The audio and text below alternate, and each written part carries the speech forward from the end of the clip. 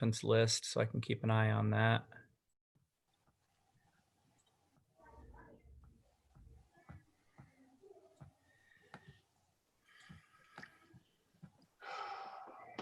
Oh, there she is. All right. Do you want me to go ahead and add everyone else? Sure. Let's go ahead and get started. Let me know when they're all in.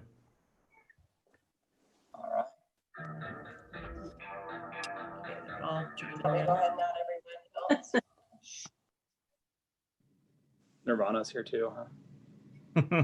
Guess I should put my phone on mute there.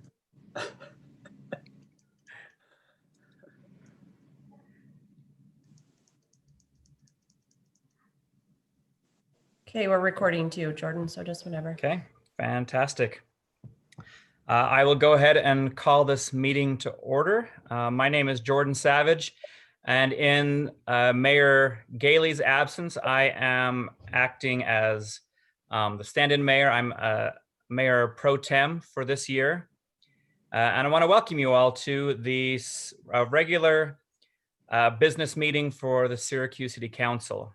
A note is this meeting is being held electronically in accordance with House Bill 5002, the Open and Public Meeting Act amendment signed into law on June 25th, 2020, pursuant to written determination of the mayor, finding that conducting the meeting with an anchor location presents a substantial risk to the health and safety of those who may be present due to infections and potential dangerous nature of COVID-19 virus.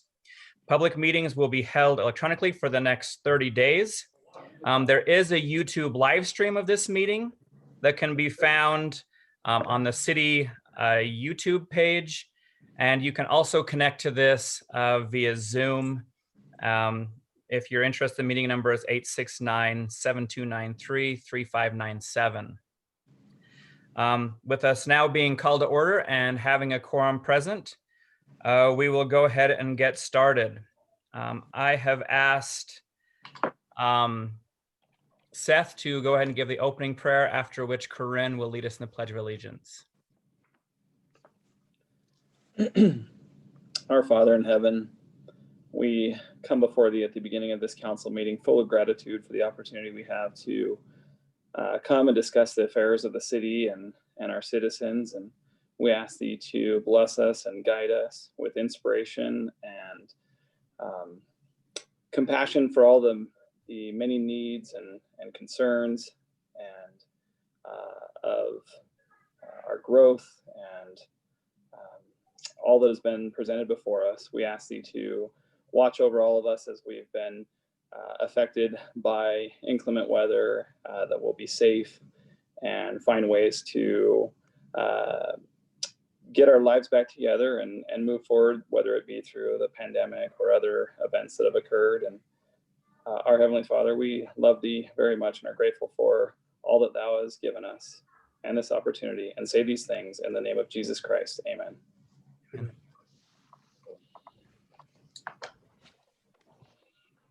Anyone in the sound of my voice, please rise and offer the appropriate salute.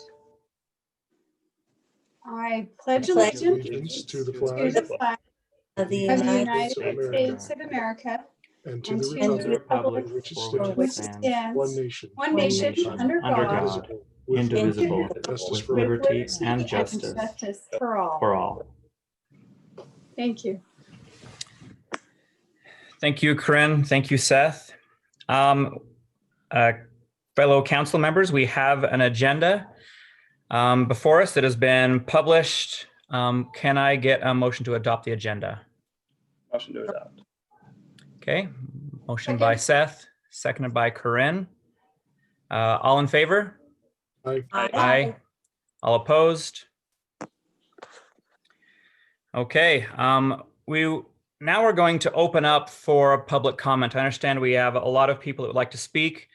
We have two locations. Well, primarily we have you here on the Zoom meeting. We also have a location at City Hall if anyone's unable to connect electronically via Zoom.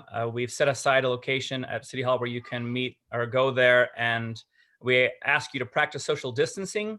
but there is a location set up so you can go and have your voice heard. If you don't make it for the first one, there will be a second public comment session at the end of the meeting as we've gone through the various items. So know that that is also available. And we also would ask you, if you want to comment publicly on this meeting, you can do so by raising your hand. We're going to start with the ones that have been submitted electronically via email, and Cassie will be reading those aloud for the record. Cassie, do you want to go ahead with that?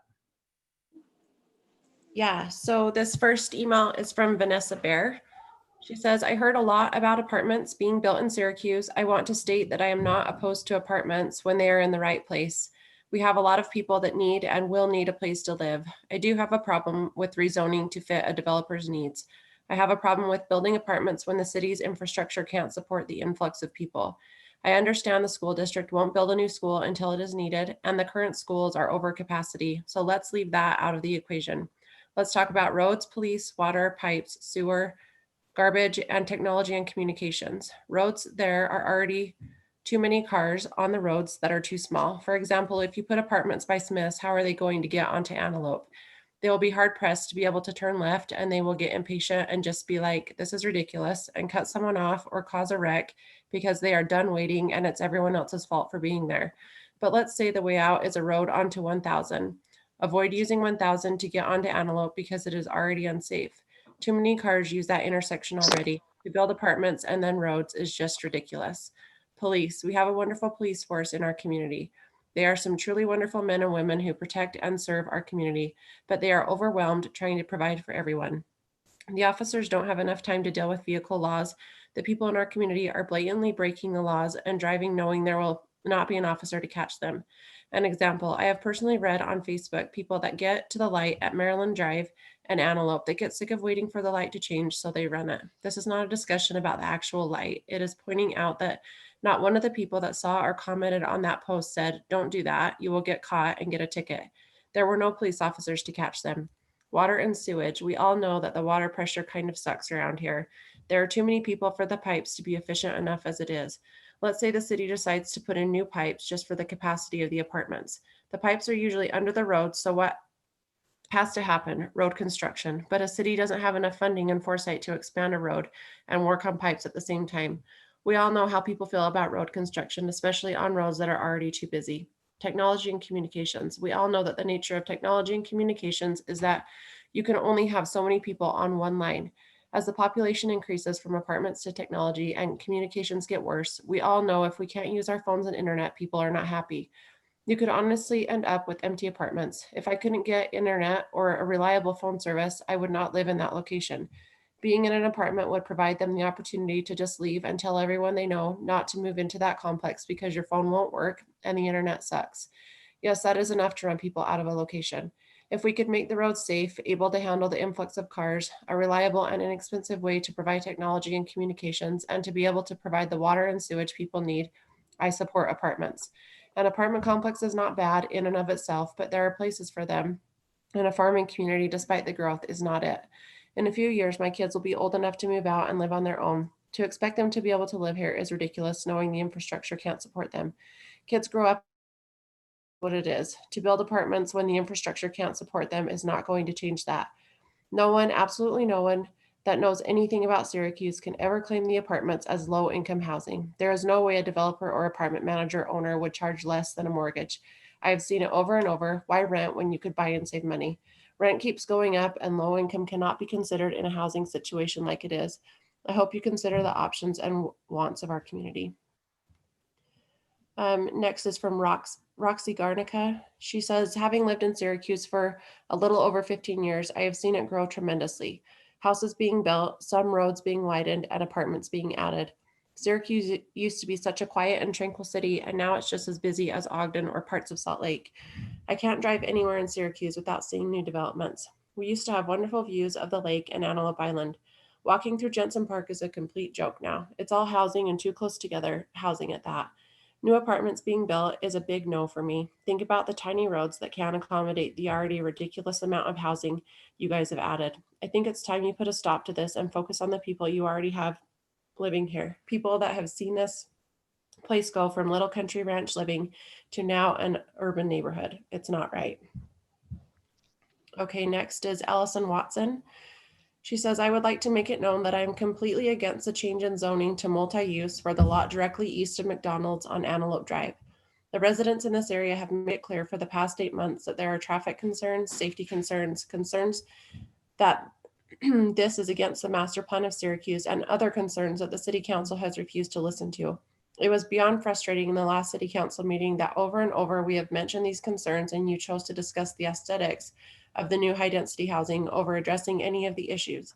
It is very clear that with the exception of Dave Mon, you do not care to listen to your citizens, the very people who voted you in. Please vote against this change in zoning until more thoughtful planning can go into what sites can be better used for. Okay, next is John Cole. He says agenda items 7, 8, and 9 involve changing the zoning of 3 pieces of land along Antelope Drive to mixed use. And these 3 developments are largely high density housing with a touch of commercial space. 2 of these same pieces of land were reviewed earlier this year by the council, and the discussion was that high density housing did not meet the vision of the mixed use zone the city adopted. The new proposed plan submitted by the developers is essentially the same plan with a little bit more commercial. If you approve these 3 pieces of land to be changed to mixed use with the high density housing projects, you are setting the precedents for the future, and I don't think the city will like the consequences. High density housing is the most profitable way to make money right now for landowners and probably for the city. However, these projects do nothing to solve the affordable housing situation in Utah.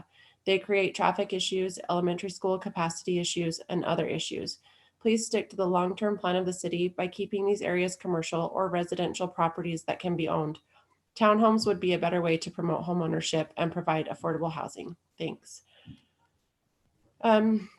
This next comment is actually a packet of information that was dropped off to City Hall this morning by Adam Brown, who is the president of the Walker Estates HOA.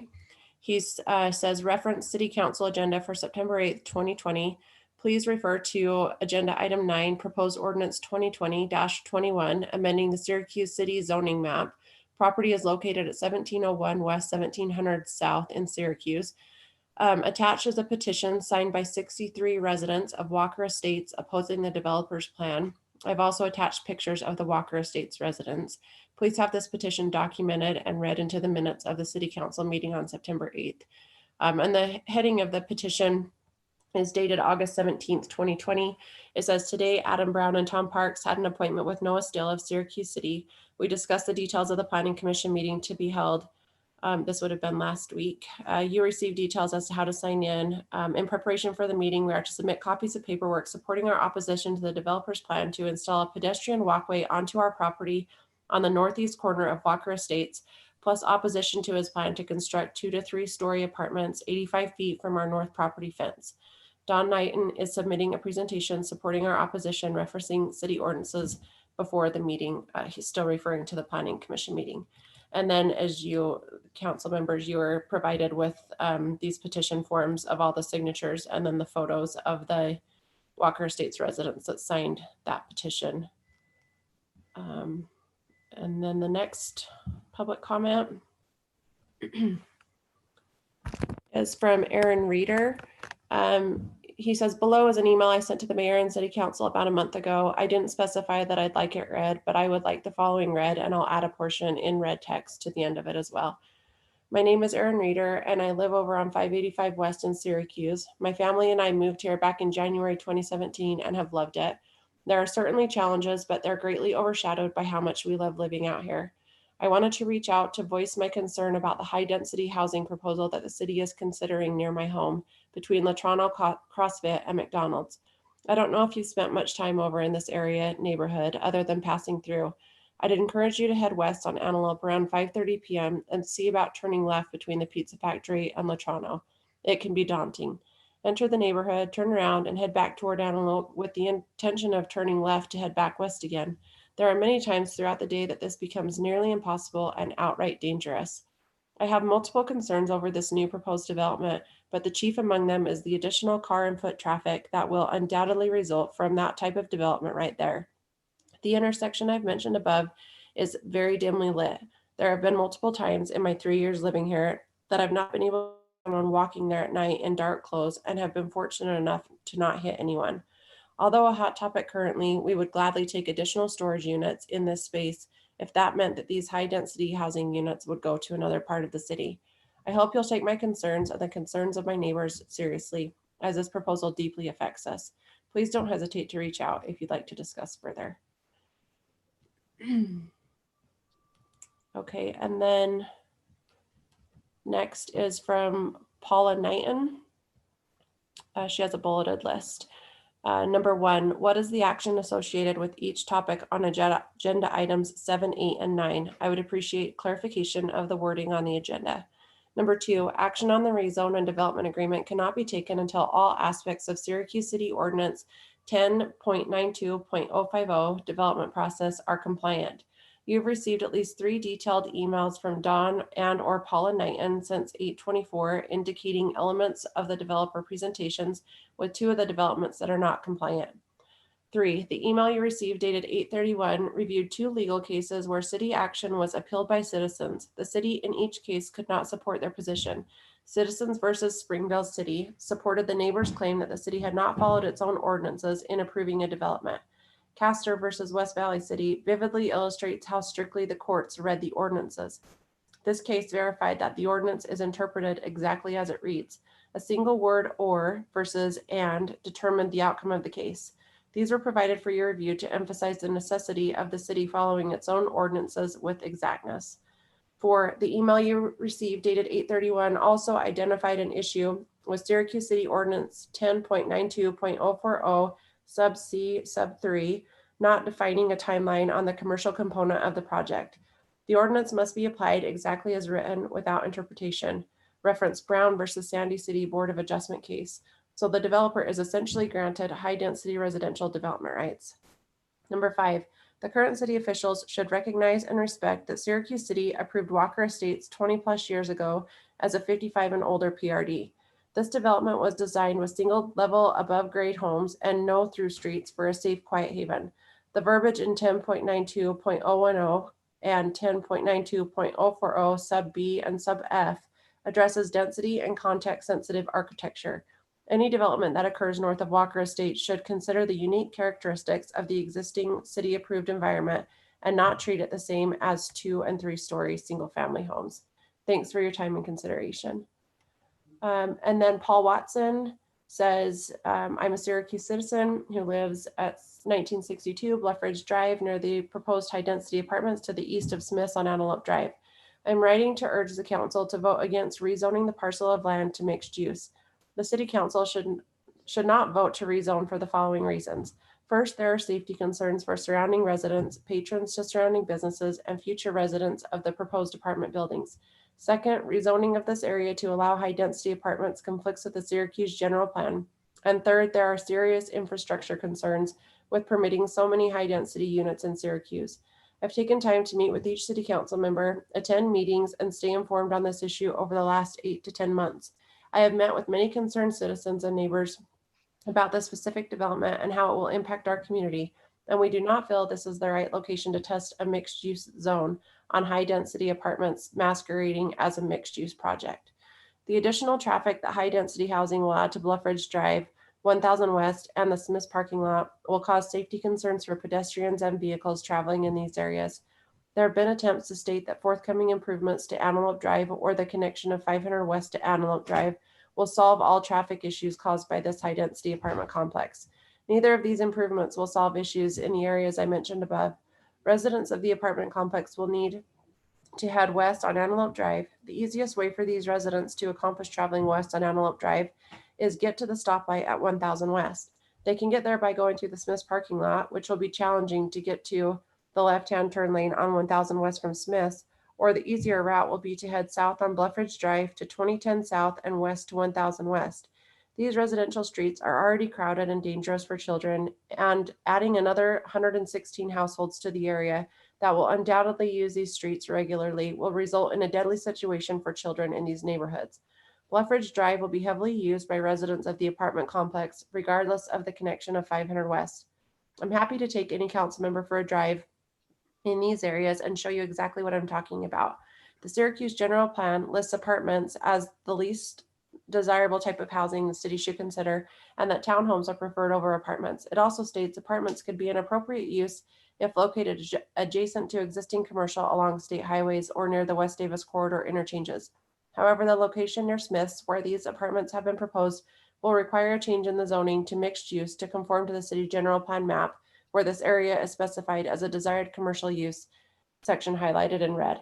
While mixed use could be considered for a commercial zone, the developer seems to be adding a dash of commercial to a high-density apartment complex just to appease the council and take advantage of a newly adopted mixed-use definition. It appears that the commercial segment of the development is designed to fail, and the complex is simply a high-density apartment complex and should be considered for parcels in the general plan map that are highlighted brown for residential high density.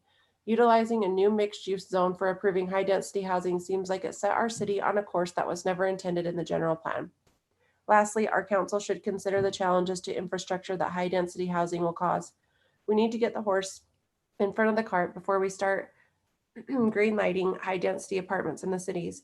While the state has plans for Antelope Drive improvements, what plans does the city have to handle the increased traffic on city streets, such as 1000 West and Bluff Ridge Drive? Water pressure in most parts of our city is lacking, and adding multiple high-density projects will not make it any better. As a parent, I'm also concerned for overcrowding of schools and increased class sizes. Again, I urge the council to vote against a zoning change to mixed use that would be an approval of high-density housing apartments that does not work well in this particular location. And that's all the written comments, Councilmember Savage. You're muted. Thank you. Thank you for reading those, and get your glass of water. Do we have anyone at the City Hall for public comment using the community zone there? Councilmember Savage, we do have 2 residents in attendance, so I'll just let them come up. Okay. And as a reminder, we will limit public comment to 3 minutes per comment, just simply for the sake of time. So please limit your comments to 3 minutes, and yeah, let's go ahead and please state your name and address for the record, and we'd love to hear from you. I'm Vicki Bishop. I live at on 1100. I just have a couple of questions. I agree with everything that's been said, but as an old soldier, I look at things a little bit differently. What incentives has the city offered these builders? I'm talking money. And what has the builders offered as incentives? How will the new interstate or the new highway intersect? How will it increase our tax base? How will the incentives or the increase affect our fire and police costs? Why aren't we using existing spaces like the R.C. Wheely building in area?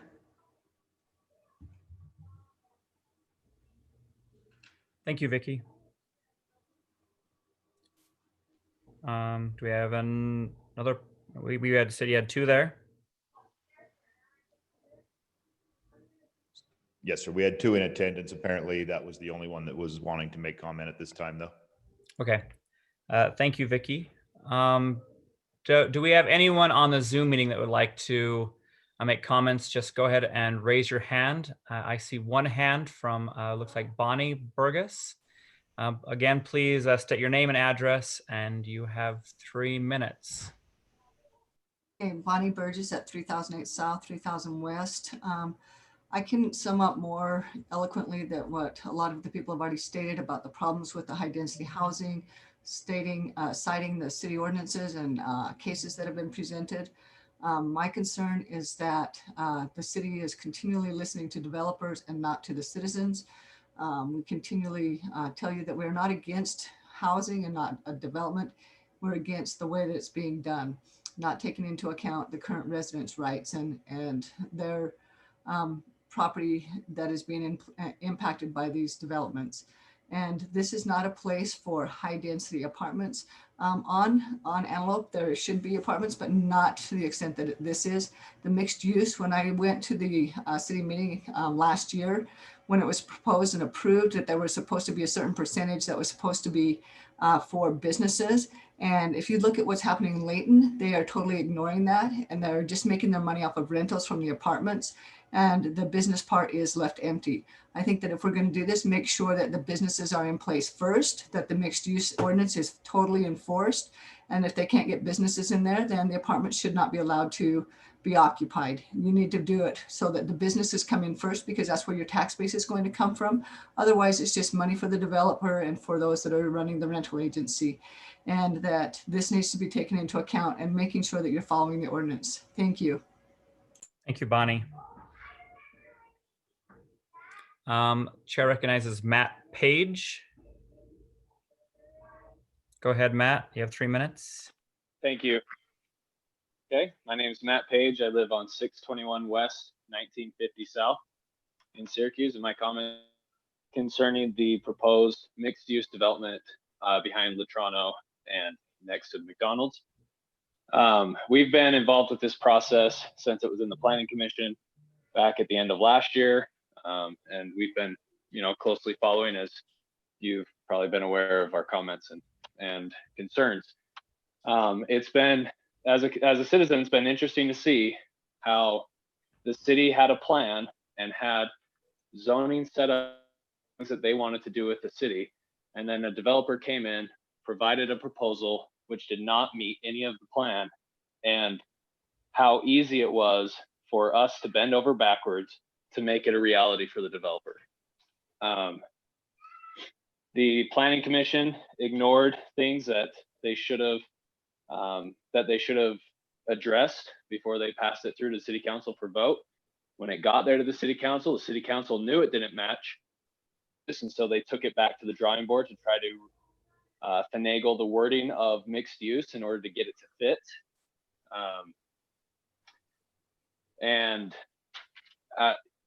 As we went through this whole process, we've been just watching how concerted the efforts were to get this development through without trying to get the developer to do what was best for Syracuse.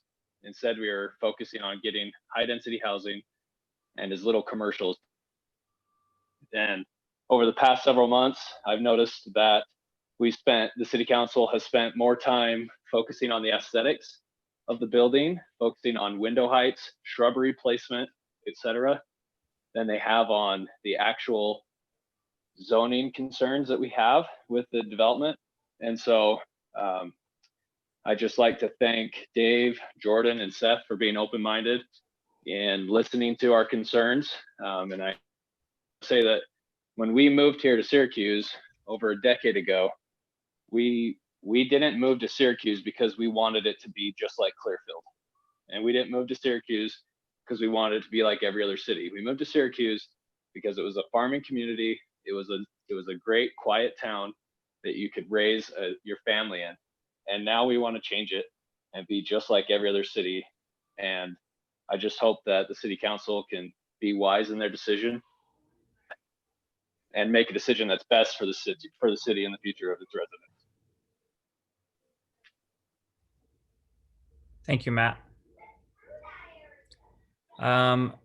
Looks like Chair recognizes Rachel Page. You have 3 minutes. Hi, I know I'm no stranger to you guys. Can you hear me? Yes. Okay. I just wanted to point out that petition that I previously presented to you guys to vote against the rezoning for the property east of Smith. Now it has nearly 550 signatures. And I'm sorry again to the council member who feels that these signatures are just a bunch of us uninformed citizens. But we checked, and that number is comparable to how many responses you guys get on your Syracuse City sponsored flash vote surveys. Supposedly aid you in making decisions, do they not? And that number was without us hardly pushing the petition at all. We just put it out there and people just responded because frankly, they just don't want these 3-story high density developments. And as elected representatives of the community, does the community response matter to you? And of course, I realize that it's not a unanimous consensus and some people disagree, but I think that the and attitude is that this is not what the community wants. We want to be able to eat out here, to shop here, to recreate here, to work here, but with such limited options, we have to go to other cities who offer more of these commercial opportunities. So we end up helping and contributing to their tax revenues rather than our own by eating at their restaurants and going to their commercial places. And by filling commercial areas with non-commercial components, we're limiting our opportunities to bring in outside residents to contribute to our tax revenue. So we're just urging you guys to vote against these flawed high-density residential, not even commercial developments, so that they don't cannibalize these commercially zoned areas that could be really beneficial to the city if planned properly. And of course, you know how we feel about how particularly flawed the development is by Smiths. I hope you'll strongly consider the sentiment of the citizens and vote against this development. We believe there is a way to help grow our community while at the same time benefiting its existing citizens, and we feel strongly that these developments are not it. Thanks. Thank you. I don't see any other hands. Anybody else? It looks like we have a manually raised hand on Samsung GM G935V. I believe that's Don Knight, and if you look at the person next to him, that's him. Okay, They have two let's, screens. what's that? They just have two screens, so. Yeah, okay, yeah, sure. Let's go ahead and recognize, I guess Don, is that who we're saying that is? Right, Don? You're muted, Don. You've got to come Yeah, off you did. mute. Pardon me? There you go. Go Ready? ahead. All Yep. right. My name is Adam Brown, and I live at 1812 West, 1825 South in Syracuse and in Walker Estates. I'm presently serving as the president of the HOA, the Homeowners Association in Walker Estates. We, the residents of Walker Estates, look at the planning process of the development of the 15 plus acres of land located north of and adjacent to Walker Estates as having a tremendous impact on the quality of life of our community. It will have a strong influence on the privacy and noise, both which are large factors that influenced us to purchase our homes in Walker Estates. Any new development that would jeopardize or reduce the value of our homes would be devastating to us and our families. Our concern today is the proposed development of the 2 3-story high apartments adjacent to Walker Estates. This development does not meet the criteria stated in Ordinance 10.92.040B density. Quote, unit densities and housing product types shall be distributed on site with extreme sensitivity to adjacent development type and density. Units per acre shall be tapered down when they are near property boundaries of single family development. Ordinance 1092.010 purpose states, quote, projects within the zone are anticipated to provide context sensitive architecture. The Elite Craft Homes proposed plan does meet the 85-foot setback from Walker Estates property line that would allow the 2 3-story high apartments. However, the protections stated in the density and purpose clauses, which I just read, are not satisfied regarding high density abutting single family detached homes or 1-story attached duplexes like Walker Estates. The 3-story high apartments, even with an 85-foot setback, do not follow the step process for density transition and do not follow, quote, extreme sensitivity to adjacent development type and density. 23 years ago, Syracuse City approved and authorized a 55 plus PRD that became Walker Estates. Walker Estates doesn't have any through streets, and it consists of single level above grade homes. Walker Estates is not a standard residential development with multi-story homes. We're requesting that you, our current city officials respect and recognize the city's previous decision and not treat Walker Estates as a standard residential development. The issues that strongly impact Walker Estate residents are I'll one, give you 30 more seconds. Sorry, your 3 minutes are up, but I'll give you just a little bit more time. okay, You I'm can do almost it. done. Okay, 30 seconds. Go. One, windows of the upper two-story apartment residents allow these residents to look directly into the homes and yards of the senior citizens of Walker Estates, affording them no privacy whatsoever. And the vinyl fence is 6-foot vinyl fence is totally inadequate, and it does not insulate us from the huge noise level. We look forward to hearing back from you as to what extreme sensitivity means to you, our public officials, and also how does the definition of these ordinances address the concerns of the Walker Estates homes. We thank you for this opportunity to address you. We look forward to hearing back from you as you address our concerns, and I will submit to Cassie a written copy of the statement that I've just presented. Thank you. I ask that it be included in tonight's minutes. All right, looks like we have another hand. Brianna Weeks, Chair recognizes you for 3 minutes. Oh, can you hear me? Yes. Okay. I live at 945 West, 2075 South in just right there off of 1000. And so we directly get to see what the traffic is like on 1000 West now with the current residents and the current infrastructure in place. And I'm particularly concerned about the multi-use units wanting to be proposed by the Latrano Fitness, because the way that they're going to filter traffic is that you're going to filter it through the Smith's parking lot. And I haven't heard a better plan for that because there's no way of turning against it. They're not offering any new traffic lights. So I feel that a plan's trying to be pushed through where all the details haven't been looked at when it comes to safety concerns in an already hectic traffic situation. We'll just be slapping on, that many more residents with that many more cars. And you have to consider that each of them would have at least 2 cars and could be driving during the busy times of the day. And 1000 already almost backs up on some of those days all the way to my house. And I'm at least 4 streets away from the intersection. So if we're trying to get people who will then be turning against that traffic, I don't understand how it could even be feasible. And so I guess that what we really need is that we need to hear a better plan for what the intentions are for all the traffic that's going to filter in. Thank you, Brianna. Do we have anybody else that would like to take their 3 minutes in the spotlight? Again, it will be added to the record. All right, seeing it and hearing none.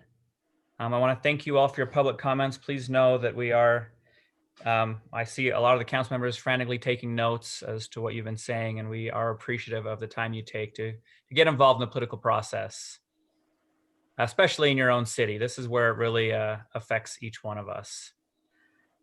We will go ahead and move on to the approval of minutes.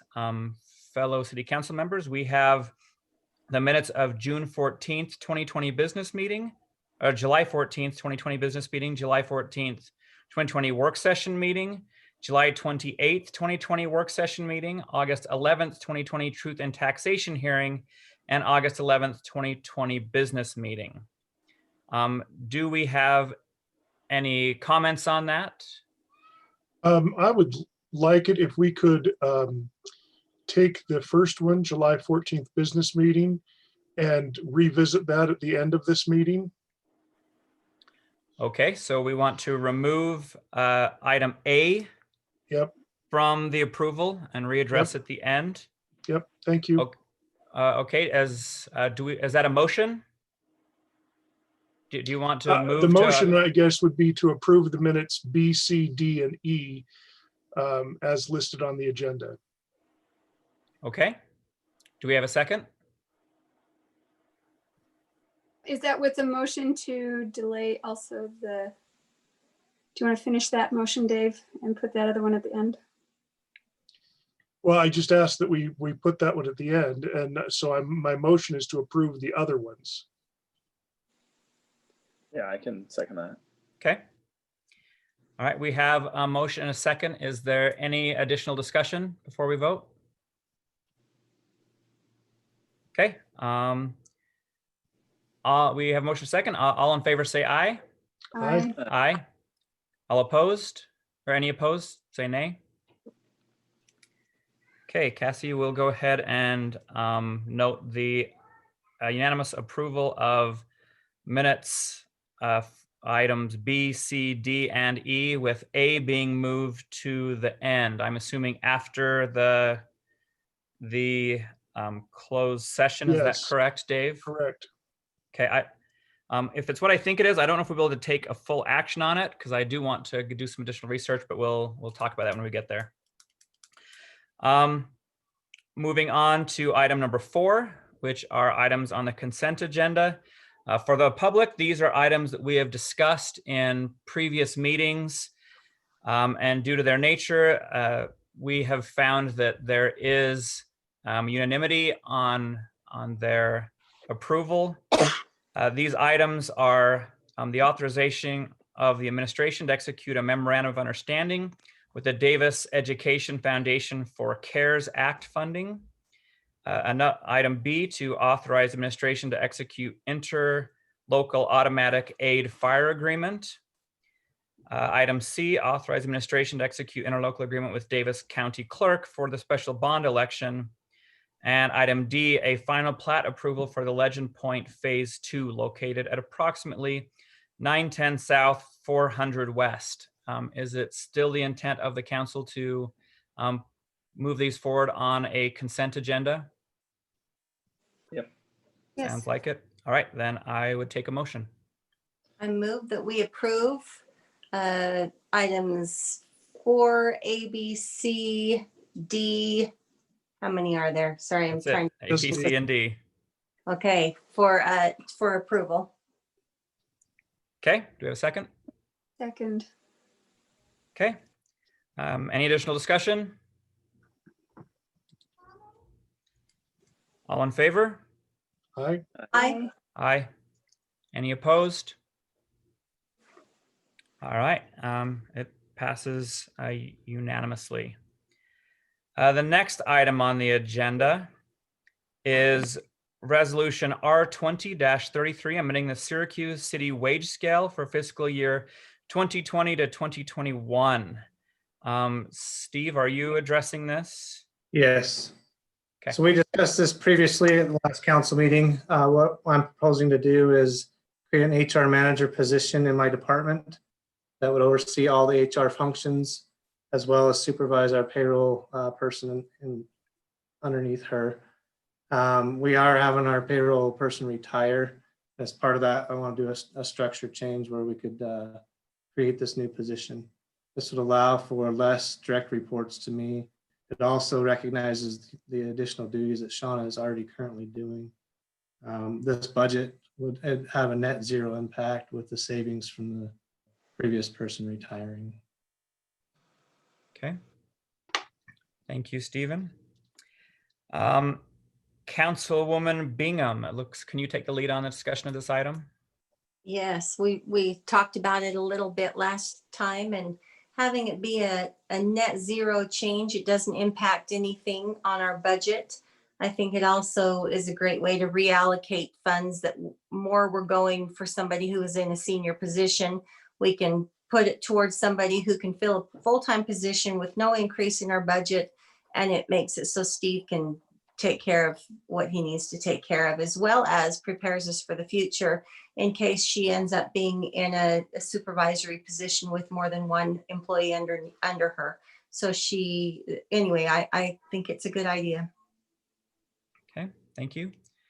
Would anyone else like to add comments? Seth, Dave, Corinne?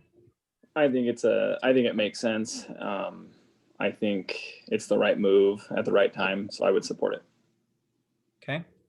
And she may not be over very many people, but just like at my workplace, we have a manager who's over, just depends on the moment, but 2 or 3 nurses. And she still does a lot of jobs that I don't want to do. It sounds like she's also, it sounds like from what I understand, what she may be lacking in personnel makes up in oversight of different projects and has a big breadth of knowledge and support on that Agreed. end. So, Okay. Dave, anything to add? Nope.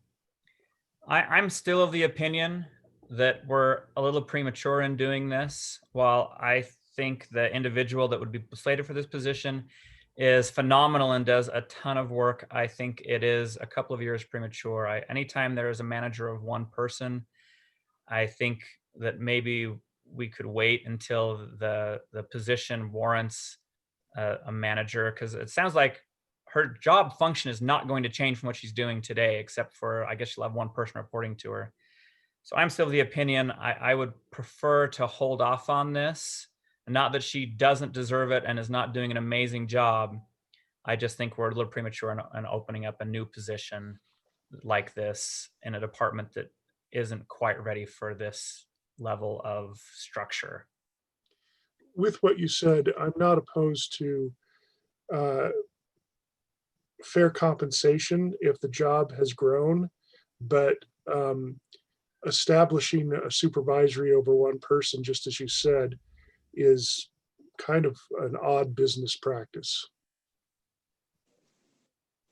well, again, I guess I would reiterate that there are supervisory components to systems and programs and other things as well. It's not just people. Right. It's like my manager at work. She does so many things that I don't do, and I'm grateful that she's the manager. Okay. Any additional comments? Well, I don't think we're talking about necessarily compensating her just because of the supervisory position. I think we're talking about moving her into a position of more work, more responsibilities.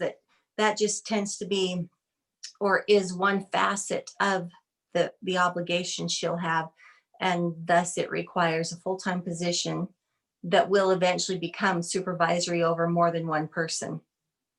And I think at that point, and it makes a lot of sense. The only issue I have is this does, in my opinion, and Steve would probably correct me, having two people report to you instead of one doesn't seem to make a lot of difference. And I could be way off. I've never been an HR individual before, so maybe there's a lot more to it, and there probably is. And maybe It just seems premature. maybe we can have Steve give us a better idea of what his needs are. Okay, Steve, do you want to elaborate on that? Sure. I mean, one of the things that I want to fix also is the onboarding process is segmented. That meaning that Shauna's involved with the hiring, the interviewing. When the person comes in and meets for the first time, they actually are passed off to Leanne, who's our payroll specialist. I've never liked that practice, and so what I want to do is shift some things around to have Shauna do the onboarding all the way through the process, so that new employees only meeting with one person. So there are going to be some shifts in duties, along with other things that I want to do is streamline some of the other HR responsibilities and offload some of what she's doing with our part-time accountant. Just rearranging some duties to make things flow better. And like I said before, Shauna has done a lot more than what the HR specialist position is calling out for her to do right now. She is doing insurance. She is doing, along with HR, she's also trained with being backup on payroll. So there are a lot of things that she is doing currently that, in my opinion, is beyond her HR specialist duty. She is and knows a lot about HR. She manages that whole process. I feel like this is a natural transition to recognize her as an HR manager. She does report to me, but if you ask me to do HR, that'd be a little bit scary. I'm not a specialist. I don't pretend to know everything there is about HR. And she does that, and she does it well. So that's what I'm trying to do, is reorganize some things, streamline some processes, and also have one less report to me where they can report to her. what would you estimate your time savings is of having one less person reporting to you? It's probably anywhere from 5 to 6 hours a week. It just varies depending on the week. If it's a payroll week, if it's not.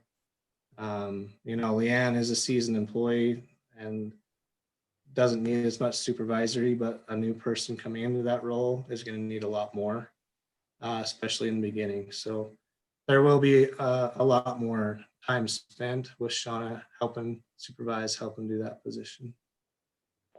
Okay. Any other questions for Steve, council? I feel that really, again, just kind of reiterates where I stand. It didn't convince me to go a different direction. So I still kind of am in that camp of thinking that this is necessary and an appropriate step at this time. Okay, I'll take a motion then. I move that we approve Resolution R20-33, amending the Syracuse City wage scale for fiscal year 2020-2021. Second. Okay, Sorry. motion Thank by you, Tiff. Seth, second by, I think I heard Lisa first. All in favor? Aye. Any opposed? I'm going to add a nay. So it looks like a nay from Dave and myself.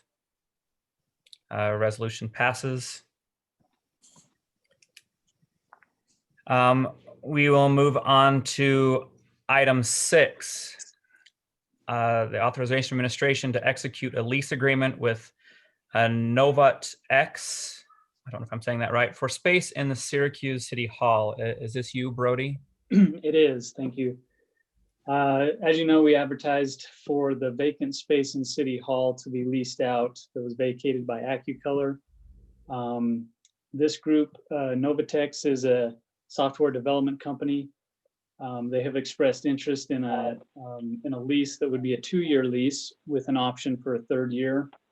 The cover memo outlines the amounts and the timeframes for that, and then ancillary things like security deposit. As far as other costs that they cover, it would include their janitorial costs and their telecommunications costs. And if either party needed to terminate the lease, the city would have to give them 180 days notice. If they want to terminate the lease, they would be required 90-day notice.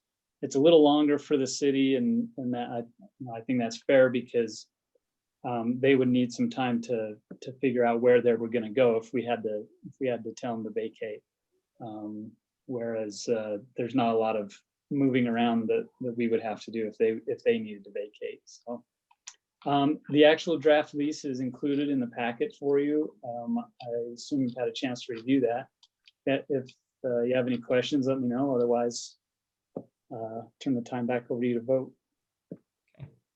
Thank you, Brody.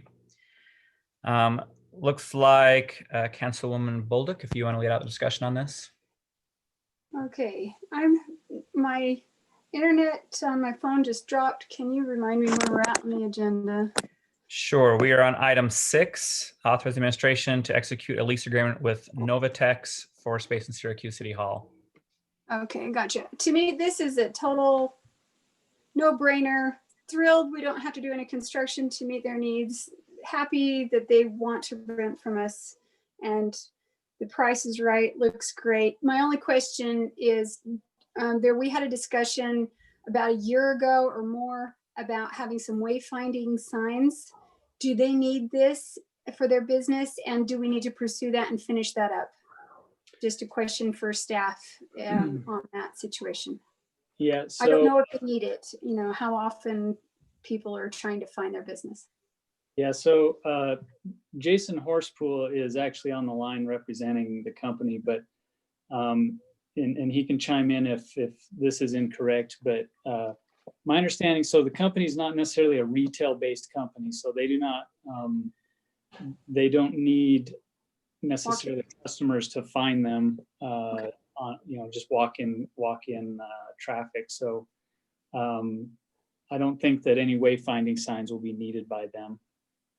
Okay, that was my only question on it. It looks great. Okay. Are we going to put something on the outside of the building like we had for the previous tenant? There's some room in the lease to discuss that with them, and we haven't figured out those details yet, but we can if it's needed.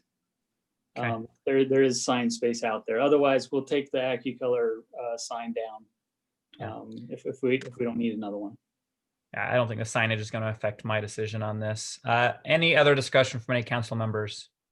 So I just had a comment, and well, I guess it is a question, more about the experience, Brody. I know this may not be the only time this happens where we go without a broker, but just kind of commenting on the experience. Can you help us understand if it was, I mean, it sounds like we ended up with an ideal situation, right? We got an applicant that looks like it's going to work out. We didn't go through a broker, and it was generally a pretty quick turnaround.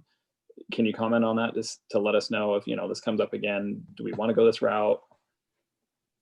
Yeah, so I think, I guess what I can say is, now that we've been through the process of advertising it online and going through of setting up an account and setting up the listing and that sort of thing, it'll be a lot easier next time. And I think that for the cost, it's actually been, I think, a good way to go, as long as it's short term. If we had been sitting out here for 6-8 months without really finding a good fit for us, I don't think it would be worth it. And I think what I can't speak to is whether a broker would have been better or not, because we haven't tried that. And typically brokers come with their whole network of reaching out and finding potential tenants. So it's possible that we could have found someone even faster with a broker, but I don't know that. It really didn't appear that it was even, I mean, we set a preliminary goal of through September or at the end of August, and we had interest prior to then. And yeah. So I mean, I think it was a good experience. Could have been better with a broker, maybe, but the fee would have been a lot higher. I say we remember this in the future and consider doing this again, at least for another 3-month, Sure. trial period or something, if it ever comes up again. All right. Any other comments from the council? Okay, I will take a motion. Motion to approve, to authorize the administration to execute the lease agreement with Novatex for the space in Syracuse City Hall. Okay. Who was that? I'm sorry. It was Corinne. I'll second that. Corinne. All right. Motion by Seth, second by Corinne. Any additional discussion? Well, hey, Okay. One other question. Can you remind me what business, what kind of business is it? I'm drawing a blank on Programming. computer programming. Yeah, they develop software oriented towards like utility type. Okay, that's right. Okay.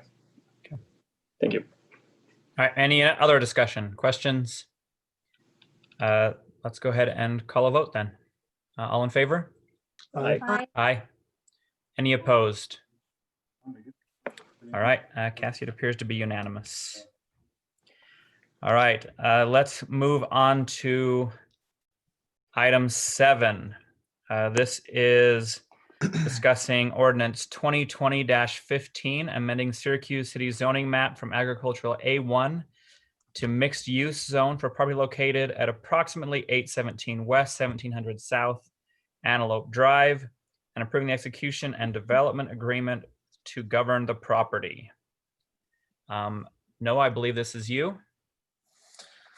Hello, council. Yep, that will be me. There's been a lot of great discussion and debate about this item. Last time, if you remember, you wanted to see the items in the packet far in advance, so nothing's changed since last time. Like you said, this is a rezone to our zoning map. Being a legislative decision in the mixed use zone, it's a little bit unique where oftentimes with a legislative decision, you don't get to see all of the details within a rezone.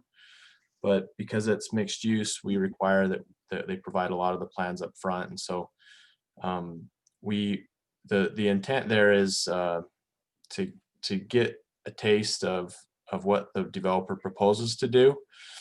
But it's not necessarily, we'll still go through a site plan. So there are still some things that we'll get further refinement as we go through. But the applicant, Nate Swain, is here. I don't know if you want to go through any of the questions that were brought up by citizens. I'm happy to share staff perspective and input or anything, any of the research that we've done. But as the representative for the city, I'm trying to make sure that you have all the answers that you need and the analysis that you need to make your decision. So in the packet, I won't go through all of it. It's pretty lengthy. But like I said, there's not a lot new. The plans are there. I'm here for any questions, and I'll turn it back to you. Okay, thank you. Councilman Mon, do you want to go ahead and lead out discussion on this property? Well, I mean, I have much of the same concerns that citizens have brought up. I am concerned about the traffic flow through this zone. I think that it is kind of awkward. It is also an awkward piece of property. I recognize that.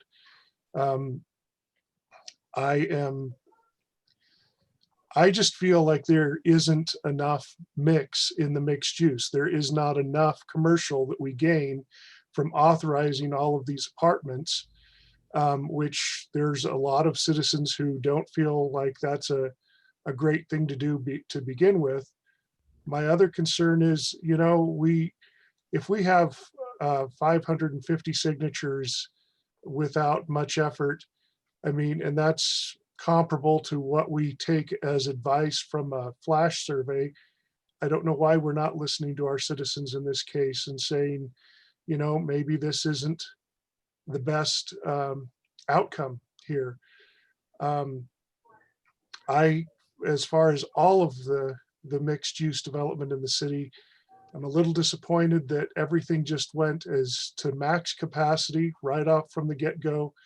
As far as 3 stories high, there's an awful lot of 2-story apartments out there, and yet no one has proposed those in any of these zones. They just jump right to the max, and I do think that there's a challenge to the transition. So I don't think this is the best we could do here.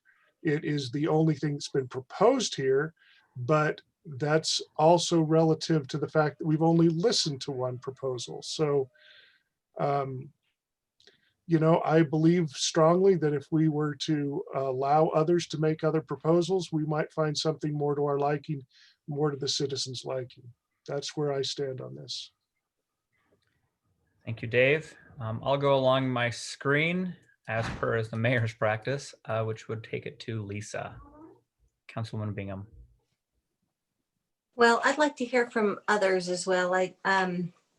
Noah, do you have anything to address or any insights you can give us into the traffic flow that seems to be the biggest issue?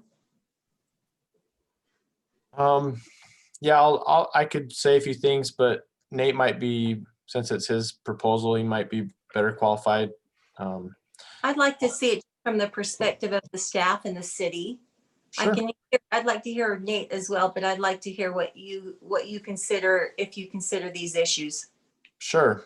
So if you can see the screen, the Antelope Drive, and we've talked about this before, is a state facility, and it's 110 feet wide. It has a lot of capacity on there.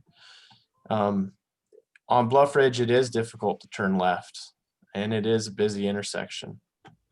But this apartment complex right here will have its main access off of Antelope. It will have cross access through here, but I think this is secondary to this main access if I'm analyzing the site plan. And I don't know if Public Works has any comments here, but one of the intent that we have when we created the zone was to make sure that there's really good interconnectivity, because we want traffic to be able to disperse. It's like a funnel, you know, if you think of it that way. And sometimes rather than trying to go out onto Antelope where the speeds are higher and it's more dangerous, having these I guess shortcuts or backways can kind of take some, kind of alleviate some of the pressure off of these busier intersections, and maybe sometimes safer as they cut through. But that's not meant to be the main. It's just meant to be a kind of a secondary cross access. And we want these new residents, as we've talked about in our plans, to strategically connect them with the existing shopping areas, as we hope that they'll frequent Smith's and the businesses there and give a little bit of a boost there. And as far as I can see, all of the drive aisles meet our standards as far as parking, you know, the widths and the circulation, the turning radiuses. The sidewalks are connected to the ones along Antelope, and they'll provide sidewalk connections to Bluff Ridge, and also sidewalk connection over to the liquor store and over to Smith's. We hope that people will be able to get out of their cars too and kind of be a part of the community.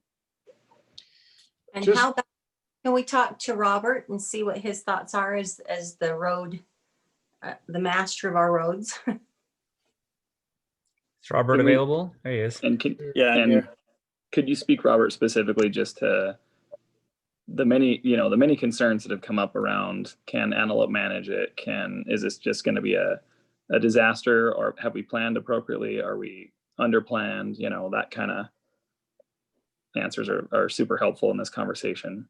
And I'd like to also hear about the forward thinking. I know we've got the 500 West coming online. What kind of impact do we think we'll see from that?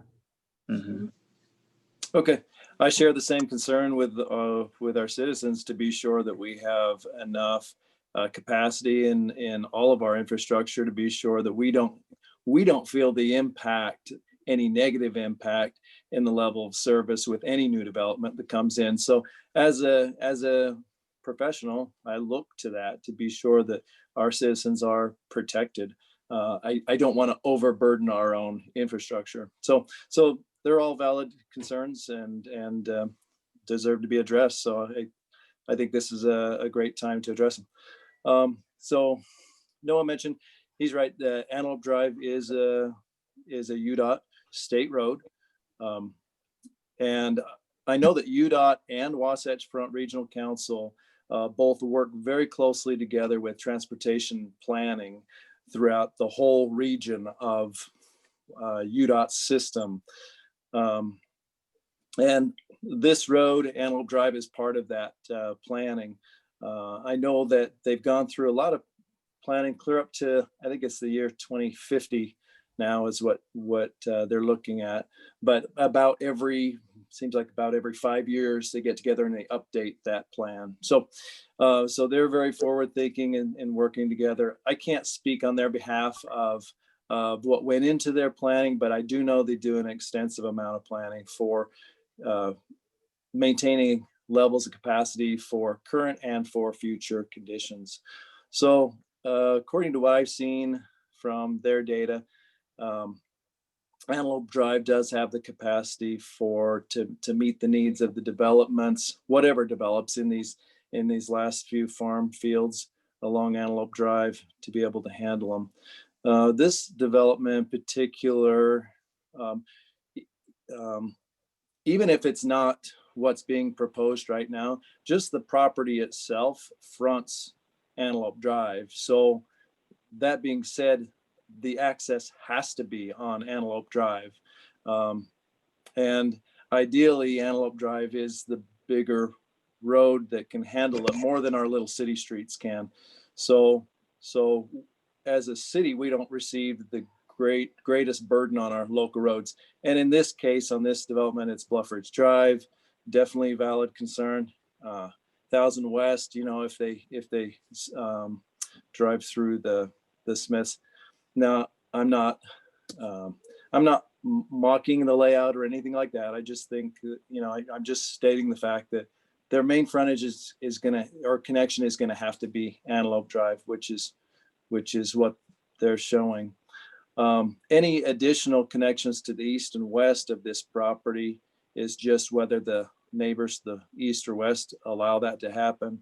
And certainly that would help to disperse some of the traffic so that you don't channel the 100% burden onto one location on Antelope Drive.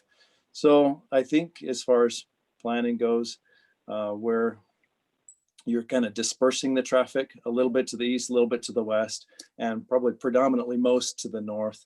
I think that's best as far as what road capacity can handle. Left turn lanes, left turns on Antelope certainly are very, very difficult, and currently are difficult at Bluff Ridge Drive. Touching on what you had to say, Jordan, with that in respect to 500 West. So there is a future connection to Antelope Drive that will happen right on our city boundary with Clearfield City at 500 West. It's just a little bit east of this development. That is planned to have a traffic signal and road connection going north into Freeport and south in along where 500 West stubs right now by Barlow Park. So that is expected to be constructed possibly beginning next summer. And depending on right-of-way purchase, it may get as late as summer 2022 for construction on that. So when that happens, this neighborhood, kind of along the spine of Bluff Ridge Drive, has the ability to travel east to 500 West and then north to get to a safe left and right turn intersection at 500 West and Antelope Drive. So that will certainly help the overburden and the challenges that we're experiencing on Bluff Ridge Drive intersection at Antelope. Okay, so did that answer all the questions on transportation? I think so. I want to ask one more. Go ahead, Ken. Was that Lisa that I heard? Do we know if that's going to allow for a U-turn on 5th?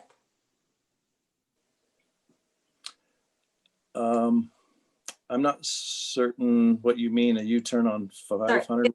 Let's say they turn out of the apartment, go east to 5th. Will that light allow for a U-turn so that they can flip to go west? Oh, I see what you mean. Like if they're going out of the apartments onto Bluff Ridge Drive, turn right onto Antelope and then you turn. Oh, so let's say they go out and onto Antelope and go east to 5th West. Will they be allowed at that light to do a U-turn and be able to head west from there? Which is basically what I do every time I leave Bluff Ridge Drive. I go east in order to go west. So yeah. I go up into the turning lanes because it's a 5-lane road. We have plenty of room there and you have a turning lane. I'm just wondering if that's something that we can ask them to make sure is there.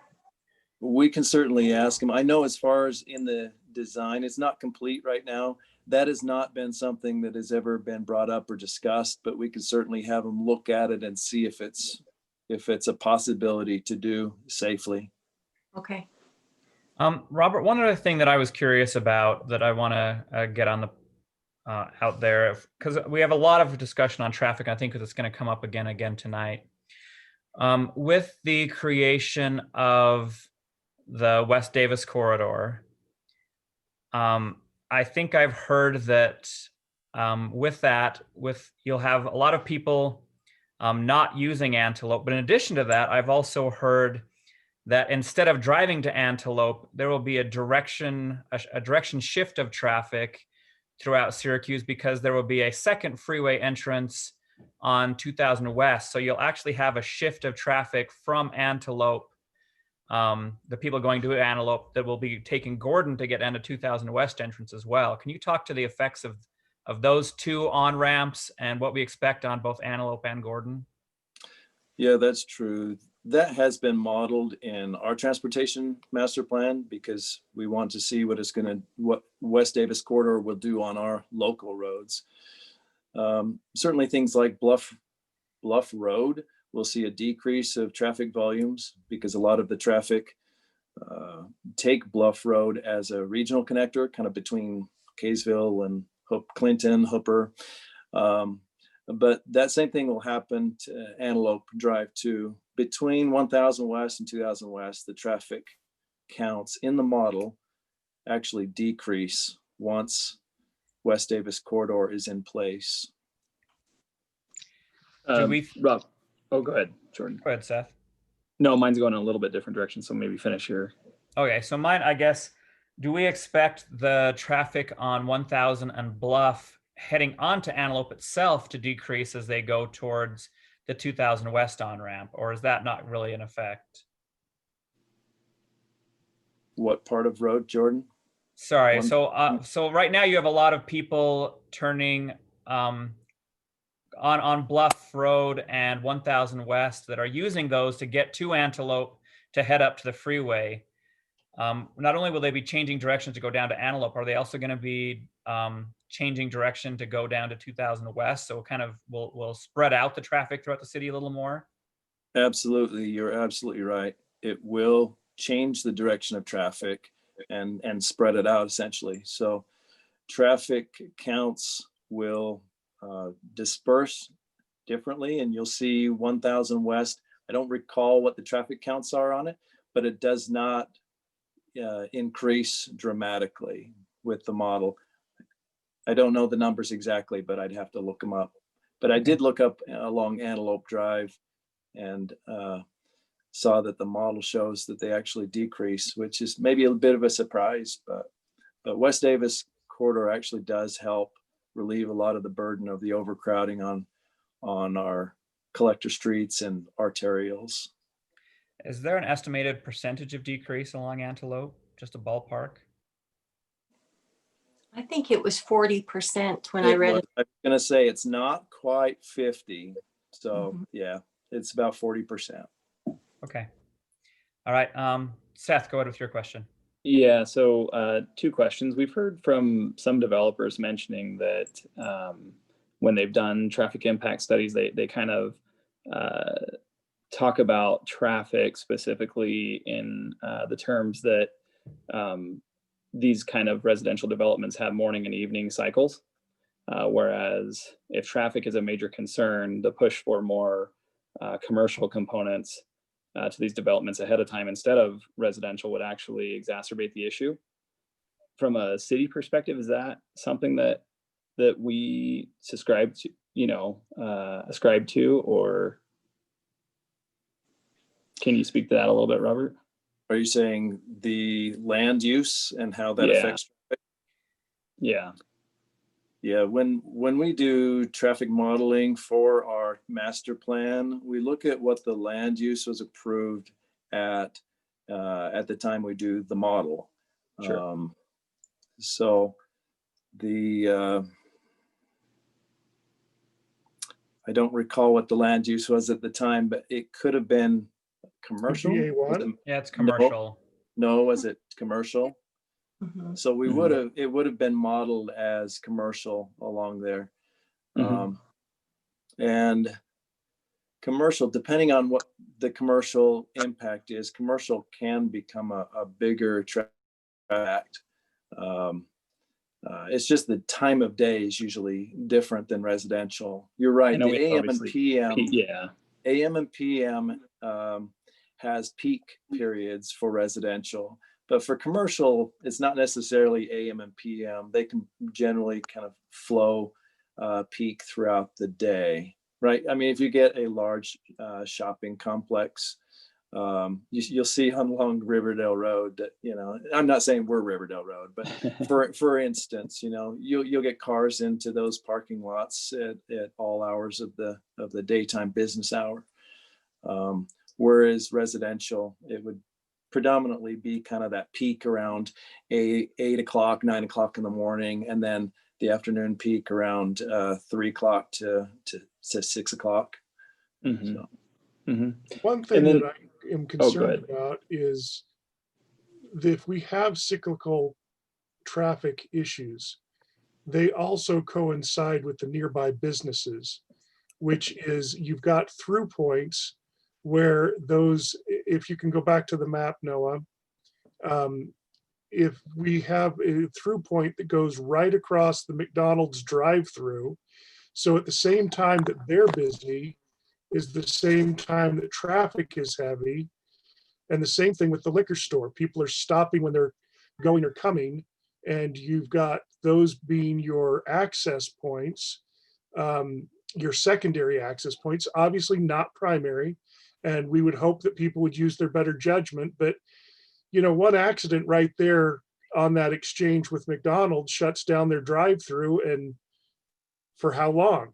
I mean, that's a very difficult situation to you know, try to traffic people right through their outbound drive-through traffic. Was Lisa finished with her questions? I'm sorry. Go ahead, Rob. Lisa, go ahead. Yeah, I appreciate Robert and well, all of you who've chimed in. That is very helpful to have a professional point of view of what to expect and what we've planned for and what UDOT tends to expect as well. And I appreciate you knowing about the West Davis area and how that will impact it also.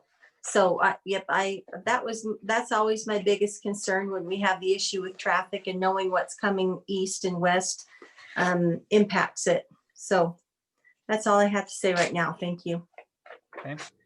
Seth, is there anything you wanted to add?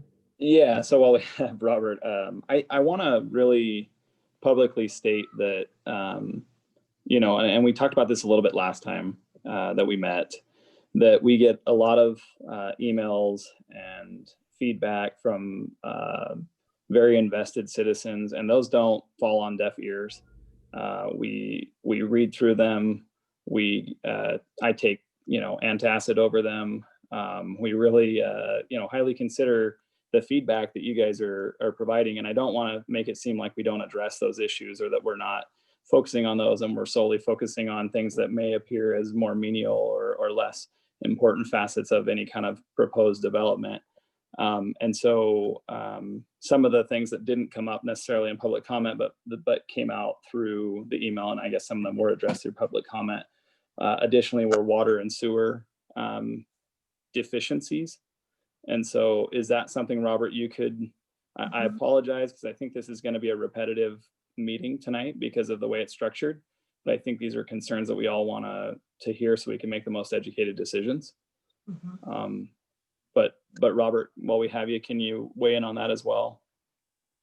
Absolutely. And I share the same concern that I mentioned before, is that I am, my number one priority is protecting our infrastructure for the existing residents that we have so that we can enjoy the same level of service that we have.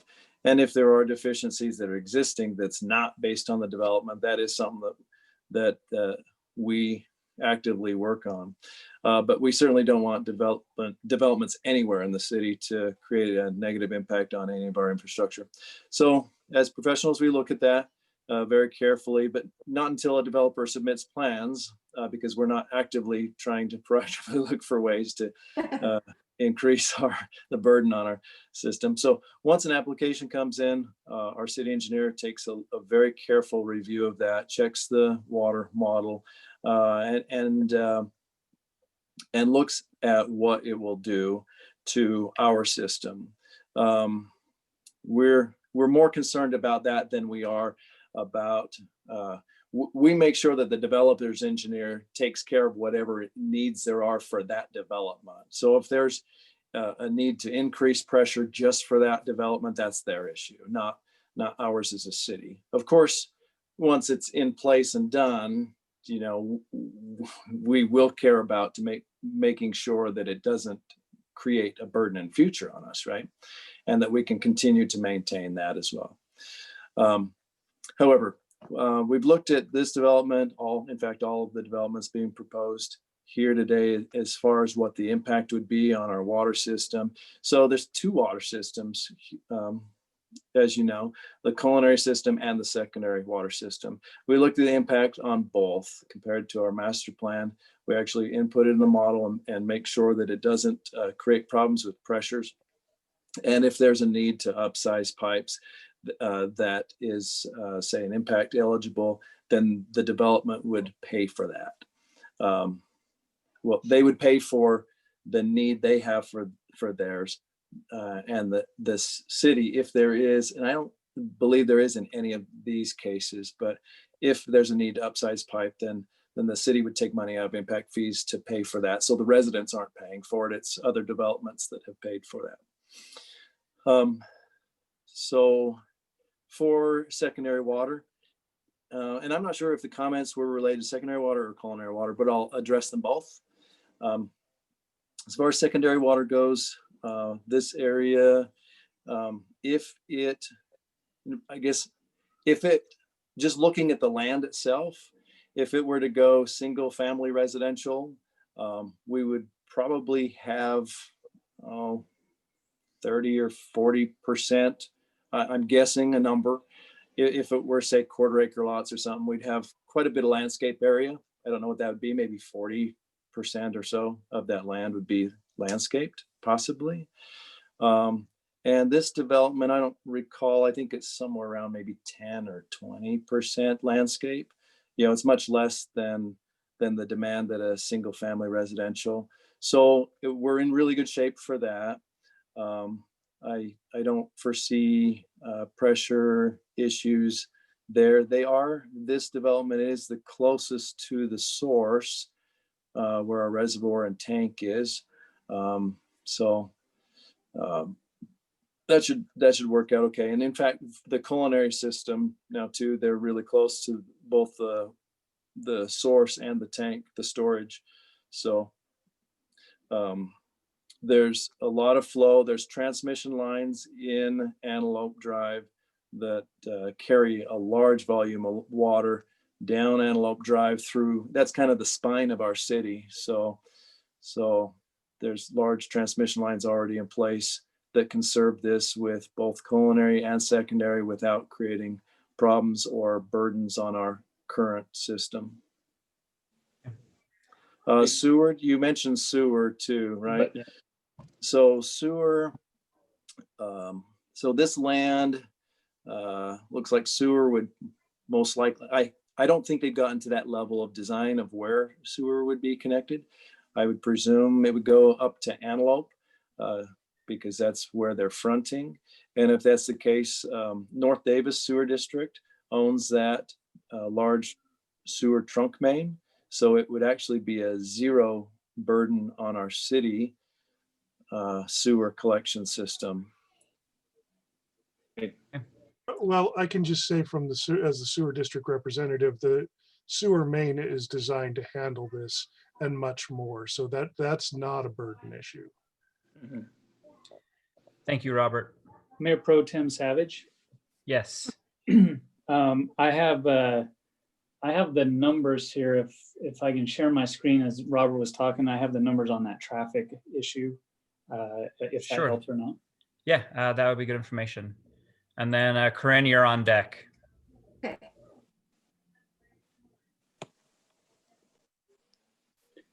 This is from our impact fee facilities plan, which is on the city's website. This includes, so this is a picture of the master transportation plan.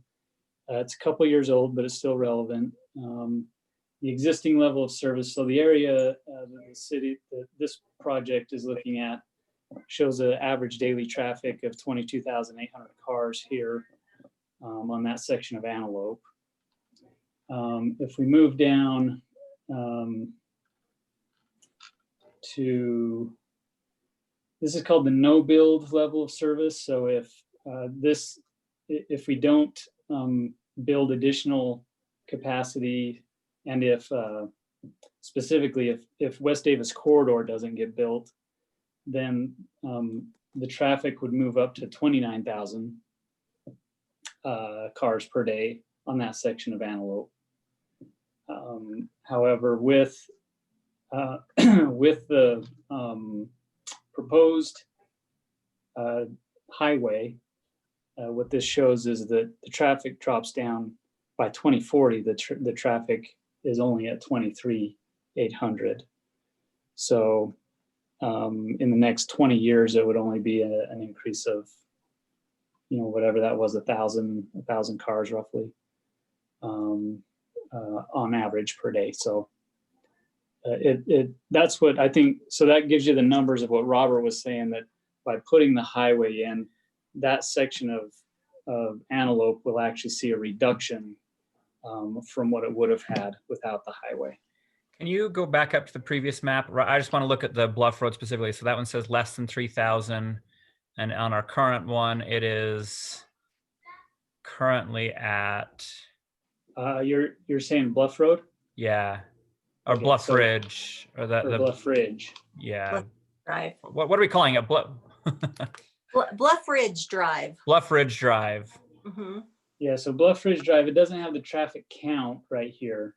'Cause Okay. This is, right here is Bluff Ridge. Okay. This is the major roads that it's based, where the traffic is studied. But currently it was at 22,800. Mm-hmm. And that would certainly increase if the highway wasn't built, because everybody has to go over to I-15 to get north or south, on I-15, and that a lot of people use Antelope to do that. However, with the new interchanges in Syracuse, people will drive west to the new highway instead of east to I-15, and so that's why instead of the traffic continuing to build up to 29,000, it only goes up to 2380 by the year 2040. So if you look, I guess where he's referring to it actually decreasing is between 1,000 and 2,000, right close to 1475. Do you see that 17,000 number on Antelope? Yeah. Right here. Yeah. Up top, it was like 22,000. So that's where that's what I was referring to, I guess. So. Okay. Oh, that dramatically dropped. Wow. So what you're saying is Antelope is as bad now as it will be for the foreseeable future, and given the completion of the West Davis corridor. Yeah. And Okay. and Robert, correct me if I'm mistaken here, but I think the capacity that Antelope was built at, I thought it was around 35,000 cars per day. Is the number that rings in my head. That's kind of the capacity that it was built for. But I don't recall the exact capacity. I know that's we could find it in Wasatch Front's master plan, but I know that it's more than the 29,000 that we had in the master plan here, because it was still a level of service above an F. So that's, Yeah. Okay.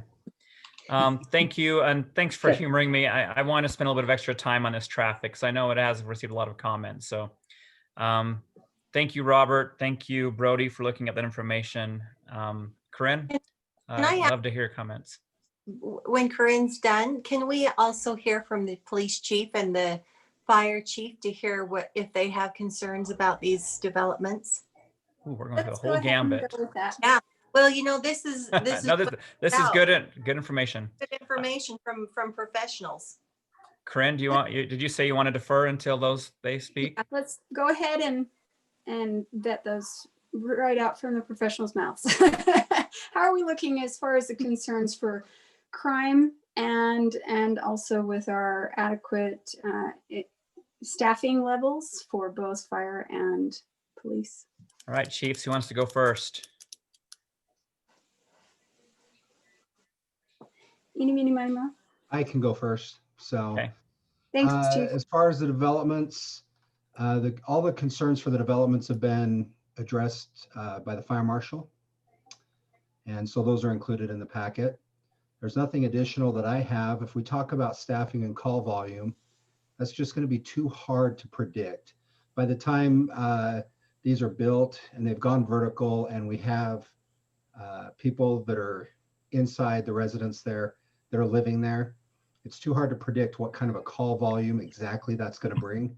That this could be a couple years down the road, and we're showing an increase in call volume every year as it is. So to be able to to definitively say what kind of impact this is going to bring to the fire. I don't have the ability to give that. So That's fine. Okay. Thank you, Aaron. Chief. Chief of Police, Chief Atkin. Yeah, I'm actually going to be along the same lines as Aaron with some of this, in the fact that the impact won't be known until after these are already in place and there are people living there. I don't think that we would be wise to be saying, look, we need to staff up on people because of potential crimes that may come out of the apartments. There is no doubt that they will have to some degree of an increase on our workload, but we just won't know what that is right now. What I would say to the council is kind of what I've been saying maybe for the last few years as we've been exploring this idea is what we do know is that when we build these and West Davis, we're going to see a massive amount of construction going on in the city. So we're going to have all those heavy vehicles, all that heavy equipment coming through. And, you know, sometimes they're in the mode of making money. So maybe those vehicles don't get the proper checks that they're supposed to get. And we know that's going to happen. So, you know, this would be, I would tell you that that initial portion of it is more of my concern and why we've talked about the need for a traffic unit dedicated strictly to dealing with not just the increase in cars, but also the increase in the heavy equipment that we're going to see coming through. I think that's going to be a need long before we these, because again, we're several years away from seeing that impact. I've spoken to a police chief in a neighboring city who has what I would say look like very nice apartments that are new to their city. And, you know, they didn't staff up beforehand with them either. This was a matter of saying, look, let's see what this problem is.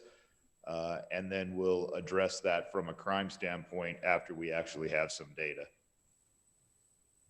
Thank you. Thank you, Chief. Thank you. All right, That's a Corinne.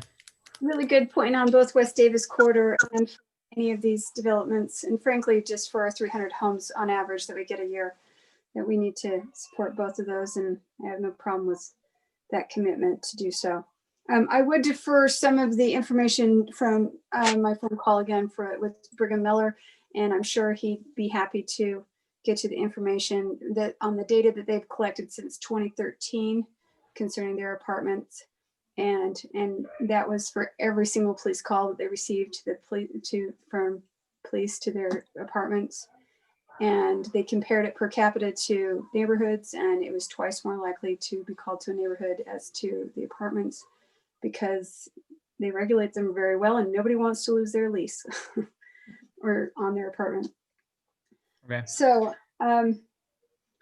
also, so along with these things, I really want to say that if I were a business owner and dependent upon traffic in order to help my business to get people to come in, say like for instance the Subway that's over there or the Chinese restaurant that's next to Smith's and so forth, and looking at a possible decrease of 40% in traffic, that would be scary with West Davis Corridor coming in. So with that in mind, plus the fact that we need to make sure that these businesses continue to thrive. And we got the hit from the Smiths being built out in West Point. We need to make sure that these businesses do well. So it's not unrealistic to look at the fact that more rooftops are going to help those businesses. We need to increase our tax revenue, or we're going to have to increase our taxes because of the loss of RC Willey. We all know that. It's facing us pretty hard in the face, especially with the situation with COVID. We also need to consider that this proposal, in my opinion, with the commercial element in there, which meets the code that we all wrote and contributed to, that it has a realistic amount in it, because frankly, everything that I've heard for other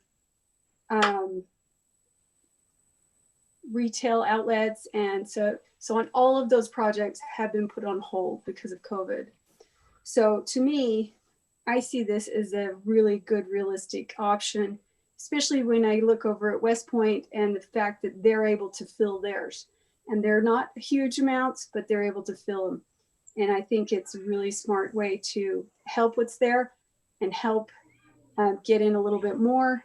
And it's going to be really good for Syracuse. And it's very scary to approach change. You know, like we've all heard, or if you were here back when Walmart was built, that was a big controversial thing. Nobody wanted it, or at least a lot of people didn't want it. Some people had some vision and, hey, it's our biggest tax revenue gain for Syracuse, and we're grateful to have it. Then also, frankly, with Sunset Villas, when they were built, the homes to the south, a bunch of them thought, oh dear, we're going to have decrease in property value. And now they're a great little community. So, you know, change is sometimes hard to think about. But if you're looking at the bigger pictures, I see a lot of the things that Syracuse needs with this. And I'll defer to whoever's next. Okay, thank you, Corinne. Council members, we have the developer here. Would you like to hear from them? Yes. Okay. Nate, I see you out there. Anything you want to add to the conversation? Sure. I'd like to, one of the biggest concerns that I heard from public comment was, again, the traffic that I think has been a fairly substantial point of discussion with the council. The discussion is revolved around impacts of roadways, et cetera. I think it's helpful to put that into context of this specific project. We have not done a full traffic study on this simply because the target keeps changing. UDOT moves the access. We add this, that. It's been in flux. We haven't been able to do a study on something that we don't know what it is yet. So I went back to my traffic engineer and asked him, this project specifically, how many trips will that generate in peak hours? So peak hours of the evening, per hour, it generates 35 to 40 traffic events onto the streets. When you put that into context, commercial will have anywhere from 4, if you're in a light office scenario, up to 100 times that type of traffic if it's a gas station. Now, this is never going to be a gas station, but if it's a restaurant or if it's some general commercial that is being suggested by the neighbors, it's anywhere from 4 to 20% or 20 times that 35 to 40 cars per hour that you would be seeing on these streets. When it really comes down to it, traffic it's bad there. I've been there. I don't disagree at all with that assessment. But if you're looking at 35, let's say it's 40 cars per hour pulling onto those same streets, the impact is evident, but not incredibly substantial, especially in comparison to if we were to put in 2 standalone restaurants and that would be generating 150, especially with the drive-through, which is really what drives commercial right now. You're 100 to 150 traffic events per hour. So the traffic issue, unless the discussion revolves around doing absolutely nothing with the property, any development there is going to increase traffic. It's a discussion of what is the impact, et cetera. We will be doing a traffic study once we get the zoning approved, and there is a site plan associated with that. We'll do a specific study on that we'll be able to take to UDOT, present to the city, et cetera, for your review.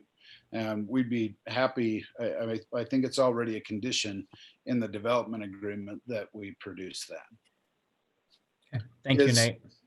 Any other conversation or comments on traffic? I know that was a big issue with all the discussion. Does that answer questions, or can I answer any other points in relation to traffic? Council? I don't have any others. I don't either. Anything else, Nate? If not, thank you. You know, the other element of discussion is the commercial element of the mixed use. Per the current ordinance, we are required to have 4,200 square feet of commercial to comply with the ordinance as it's written. We are proposing that we have 4,500 square feet, which exceeds the amount in the ordinance. But in addition to that, we are proposing that we also make substantial contributions in developing the pad to the west, or excuse me, to the east. And we make contributions. Sorry, that was, I'm not sure how we mute that, but we create a fund that will contribute to free rent, tenant improvement allowances for tenants in the Smith Shopping Center there. So if there are tenants that are struggling there, they will have an escrow amount. It's not a promise. It's actually cash being escrowed with the title company that they will be able to draw upon to present 6 months free rent to a new tenant that they're trying to attract to the shopping center there. Or if they have a tenant that's struggling, provide them with free rent. A new tenant that's coming in, they can allocate some of those funds toward the improvements that would be required for that tenant to move in and operate in that space more efficiently and less expensively than if we were not to make that contribution, obviously. So the two elements, I think we've really done what we can and tried to be able to comply with all of the intended implications of a mixed use zone with making those contributions, not to mention the fact that you bring the rooftops and they're going to spend their dollars in your city. So I would request approval based on what we have suggested, the work that we have done, and the project that I feel we have noodled over the last year's worth of comments to get something that the city would like and it would function the way the city is anticipating the mixed use would function. Nate, this is kind of related to the crime piece. There have been concerns that have been brought up, and I know we haven't maybe necessarily talked to you about this, but with a lot of multifamily housing or high density housing projects, they participate in crime-free multi-housing programs. Is that something you would be willing to participate in? You know, I don't know enough about that. I would definitely be interested in looking into it and discussing it. I have no reservations about making our facilities safer for our residents. And I think Chief Atkin could probably comment on that, but essentially from my understanding, it's just that there's really zero tolerance for criminal activity, and it can lead to eviction without real reservation. You can, autonomously kind of remove them based on their actions. I don't know if Chief Atkin could explain more, but that's something that I would love to see in any of these developments. So yeah, I'm sorry, I forgot to mention that when I stepped up last time. I'd be happy to talk to the council about the concept of a crime-free multi-housing program. I was over it for several years when we ran it in Layton.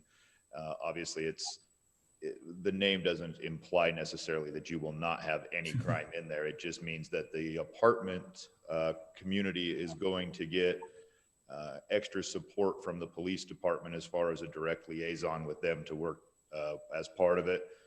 We usually get in, as Noah's mentioned once before, on the concept of CPTED, which would be crime prevention through environmental design, so that we can hopefully orient apartment communities in such a way that you can have good natural surveillance to start with and maybe eliminate some of the crime before it ever happens. And then the apartment communities do background checks on their people. And if their tenants violate the agreement that's on there, it's part of their program that they're able to do evictions or terminate leases based on the fact that they violated that program. And we follow up with them as a department to make sure that that's something they would actually be doing. So we can talk about that in the future. Also talk about whether we make that an ordinance or something that's just incentivized if they want to be part of it. I'd like to have that as part of any development agreement we do in any of these Yeah, I mean, I'm really intrigued by that. One of the things that he just mentioned that's concerning though is that we would make these approvals before they would get involved in their evaluation of what they could do to make it more surveillance worthy. And I'd almost like to see us figure out a way to have that evaluation done before we make an approval, not after. That would be the ideal part of it, but also, Noah's mentioned it before, so I do have, I have confidence that that's being reviewed at some level with it. Some of that's already written into the ordinance as far as natural surveillance. That's where we've had some conversation about those front doors facing out. Right. That's in relation to that, that's already kind of something that but there's probably more to it than just that. But it is something that we want to make sure we want to make sure that they're safe and well designed. Okay. Yeah, I think if we're going to do any kind of development agreement, we got to put that in. Certainly bring that to you in a work session at some point if that's something you would like to at least just Please. Yes, please. Parameters too. Love to. Yeah, if we can, let's try and get that on one of the upcoming work sessions to be able to go over that. I'll go ahead and give my comments on this. As I've been saying for quite a while, this is a new zone. I'm not comfortable approving a whole bunch of these all at the same time. And as such, I've been trying to figure out which one provides the most benefit to the city and will really kind of be a model of what we want going forward. For me, I echo a lot of the things we've been hearing. This does meet it is above the minimum. But at the same time, I think what I was looking for when we went through the mixed use was someone who was willing to partner with the city to really try and bring something new to the city, to really make an impact on the city as far as commercial, to fill up some of these fields that have sat empty for a long time. And we wanted, something that was really going to say, hey, yeah, Syracuse did a good job on that. Maybe we should do something like that. For me, this is not it. I think that they've architecturally, I think they look great. But something I've been saying consistently from the beginning is, while yes, this does have some commercial, I don't think it'll be successful commercial. I don't think it's laid out in such a way to be successful. The other issue that has been brought up is I feel like too many parts of the traffic in this are in flux. The location to the right, I know we have an agreement. I've never seen something that's formal with that. Perhaps Nate has it. I haven't seen it that formalizes the access onto Bluff Ridge. 500 West, we need to get more understanding of when that's going to be completed. And right now, the only thing we're guaranteed is that we will have the one access point onto Antelope, and the rest will be filtering through the Smith's parking lot. And there's just too many ifs on this for me to with a clear conscience say this is a good asset to the city and is going to improve that specific area. I think there is a lot of potential here. I think it could be something amazing in the city, but until we get a lot of these ifs stabilized, I am not comfortable approving this project. I think that's all of my comments. Is there anything else anyone else would like to add? So I just wanted to jump in and kind of, I think this is going to be kind of scatterbrained, I think, but I think we've asked the developer to do a lot. I think the developer has done a lot. I think the developer has spent a lot of time trying to stay in line with us as we've evolved on this zone. And I think it's interesting because we did get to a place where NOAA presented what potential commercial, what the sacrifice would be for us as far as what the commercial benefit would be on a square footage estimate on these ratios that we came up with. And based on that, he gave us a list of these are, essentially the size of commercial benefit you would get out of a project of this size. And we thought, at least I thought, that we were kind of in a consensus that that was where we landed. And so we said that that was adequate. The developer came forward and did that, and then slightly more. And it's, I appreciate that. And then the developer came through and said that they're going to play Nirvana, it sounds like. Okay, we're gonna subsidize essentially additional rents in the parking lot, or the other developments there to the west, which was that's not an ordinance. We don't need that, right? We didn't ask anybody to do that, but that's essentially what he's willing to do. I'm not going to say that the traffic piece is not going to be a problem. I mean, clearly more than a dirt field, we will have traffic. We know that. And the traffic situation is a problem. And so the only piece that for me is still kind of an outlier is just, and I wish I had brought this up earlier, is the crime-free multi-housing process. And because of that, I think that we need to integrate that into the development agreement. I think that we already know that we're behind the 8 ball a little bit on funding our law enforcement and giving them every support possible. So I don't think you could necessarily plan out this project very successfully without at least getting that, taking that into account. The chief has kind of brought that up, but I think that this project is appropriate. He's met the needs that we have. If he's willing to work with us on those pieces and follow through on the traffic impact study, I'm good to go with it. And so for me, if he were proposing to build a mixed use on a mixed use lot, then you're right, he meets the ordinance. But what he's proposing is a mixed use on an agricultural lot, which means this is not a ordinance decision so much as it is a zoning decision. And so. But what is it generally planned? Generally planned as commercial. I absolutely agree. So where does mixed use fall under? Lowest amount of the tax in so that we aren't charging someone exorbitant taxes on something that hasn't been proposed or developed. And so that they're paying for amount, so that then we change it once the development is proposed for a zone change. That's always been my understanding, that we've learned our lesson from doing that previously, where we zoned something commercial that sat as empty land. And then we said, let's not do that to landowners anymore. Let's keep it at the lowest end of the tax realm so that when they do propose, then they're taxed on what it becomes, not what we've zoned it for previously. I'm not disagreeing with anything you've said. But from the beginning, I've said, I want to go very slowly on these types of developments. And so I don't want to approve 3 at once. And so that means I need to pick the one that has the highest benefit to the city. I'm not saying I will never approve any others, but where this is something entirely new to us, I want to go very slowly and with caution and see how the dominoes fall. Right now, I don't think this is the highest value to the city. I'm not saying this is not going to be a great development. And if the one I end up choosing to kind of go forward and experiment with, if it does phenomenally, I would love to approve another one.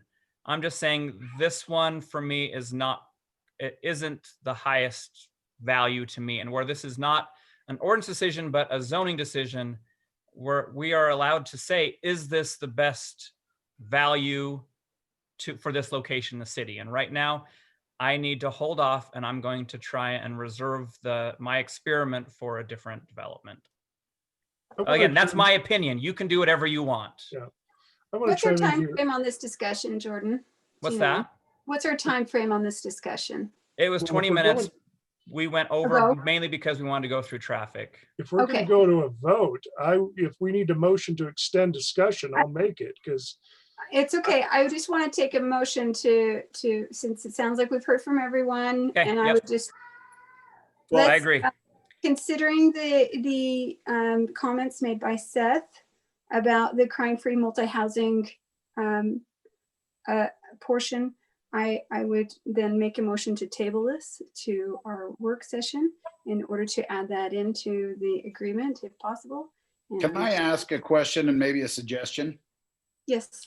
I actually like those programs. There are numerous different programs in different cities.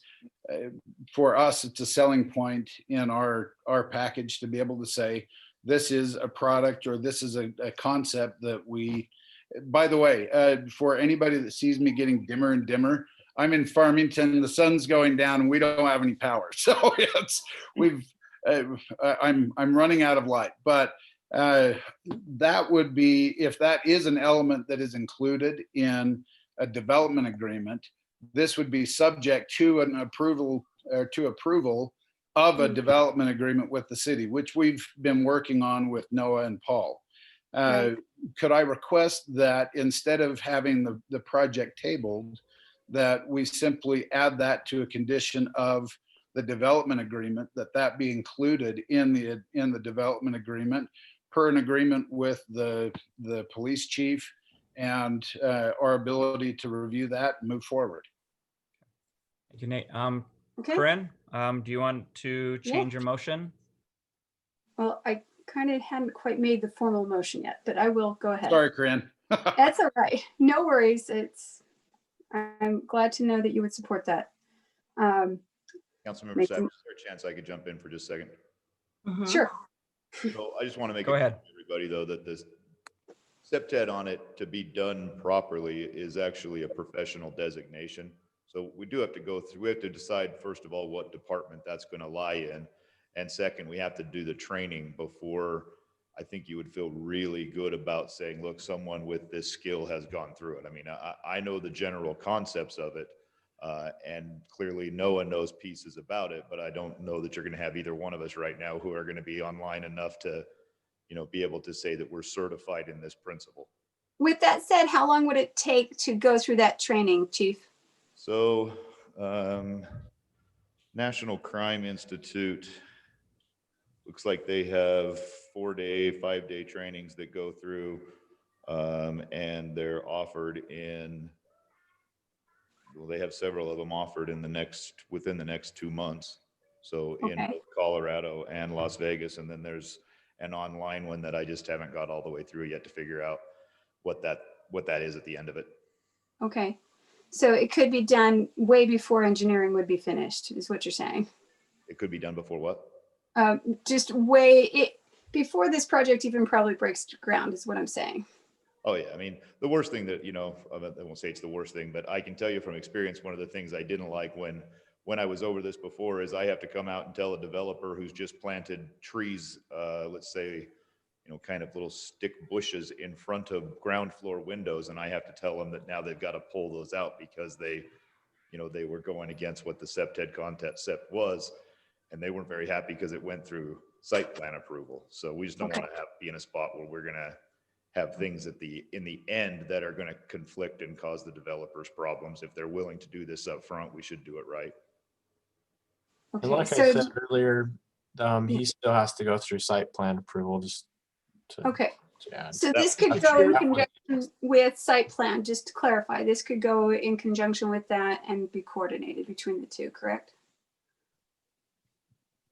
Yeah, I mean, the gist of it would be if you're actually going to go through with this and have someone certified in it, that they sit on the development phase of it. So again, as a project comes in and you have a developer present something, as Noah mentioned before, maybe it's like, well, look, you've got this backyard patio that opens up directly into an open space. That doesn't give you very good delineation of a property.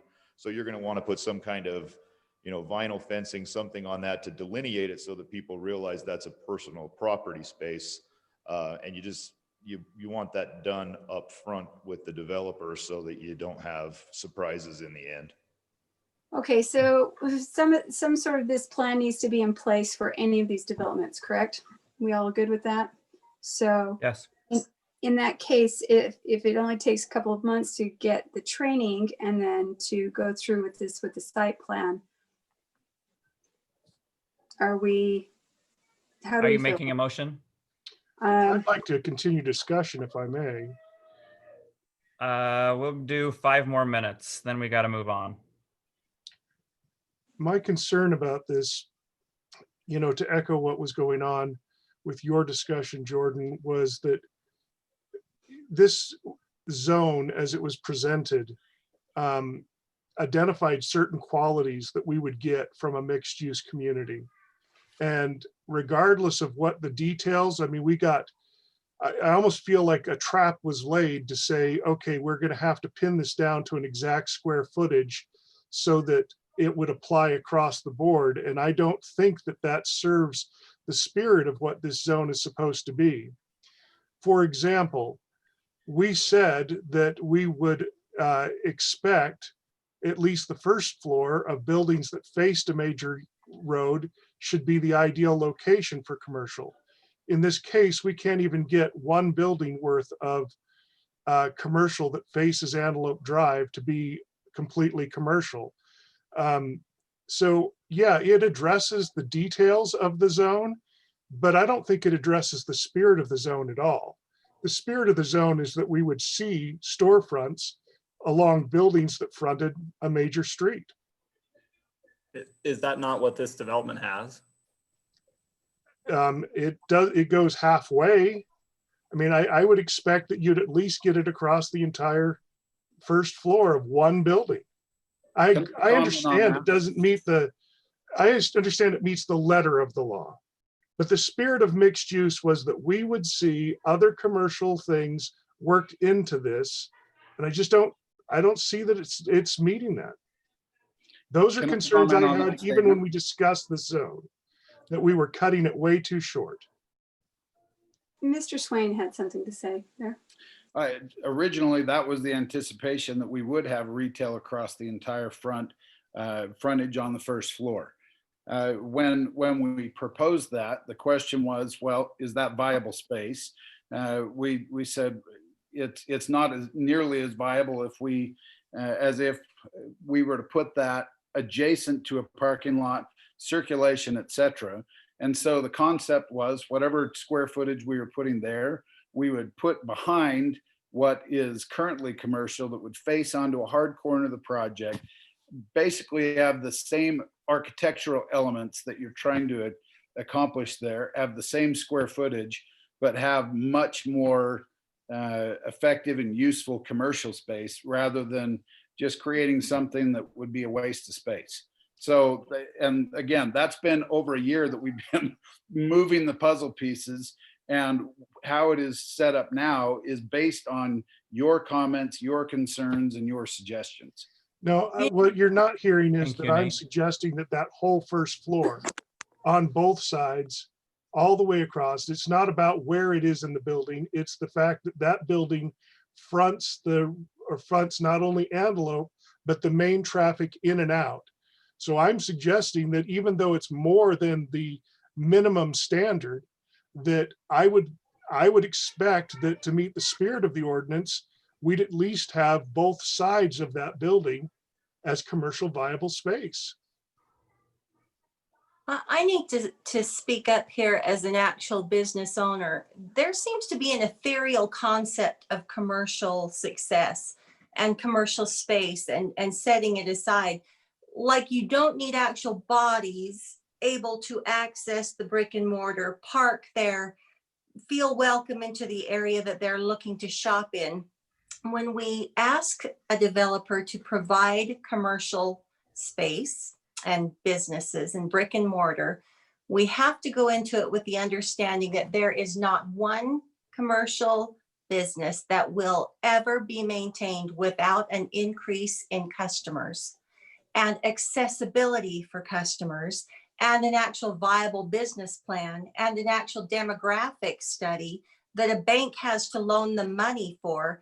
And so when we say, well, let's provide this space and I want it to be here, well, do your customers have access to it? Will they come to it? Will they be excited to shop there? Will they sustain this business owner that you're asking to invest millions of dollars into building your community and giving you a tax space? So being a person who's gone through this process, I may be one of the rare ones here that has this perspective. It is not just an ethereal concept of give us commercial space. It is give us viable commercial space that can maintain a customer base and then give me the customers that can sustain my business so I can sustain the tax base that sustains the community. So Okay. having seen it from this perspective, we've got to be really careful that what we're requiring isn't just an aesthetic, but an actual sustainable system. All right. Thank you, everyone. I'm going to call discussion on this. We've exceeded our time, and I will be better about timekeeping going forward. Can I have a motion? I'll make a motion. I'll make a motion to amend the zoning map at 817 West, 1700 South from A1 to mixed use and approve the execution of the development agreement with the commitment of a crime-free multi-housing prevention program in the development agreement as well. Okay, we have a motion for approval. Second. And we have a second. Any additional comments? I'll give you 20 seconds if there's something else you want to add. Yeah, real quick. So the the development agreement on the commercial component are the commercial components of this and the other two projects that are being proposed tonight, all using the same tool, so to speak, the on-site commercial piece. And if so, I'm just trying to understand why the language around the commercial component on two of them say certificate of occupancy will only be granted once the commercial development is completed, versus on the other one, it says it runs with the building. I just wanted some clarification on that. Good question. Good question. Noah, do you want to talk to that? Yeah, I can answer that. Because the one that's different has a little bit more stringent standard. We've talked about having a surety bond cementing that in, and that's because their commercial component is 50,000 square feet. So I guess there was a bigger risk that maybe that would be the one that didn't get built. Where this one, it's the first floor of multiple apartments. I think the applicant expects to build it all up front. So with the other projects, there's not necessarily that expectation. It's more of a overtime. The other one in the agreement gives a time limit for when he has to start construction and a limit for when he has to finish it. Just because it's such a big project that it might not be feasible to do them both at the same time.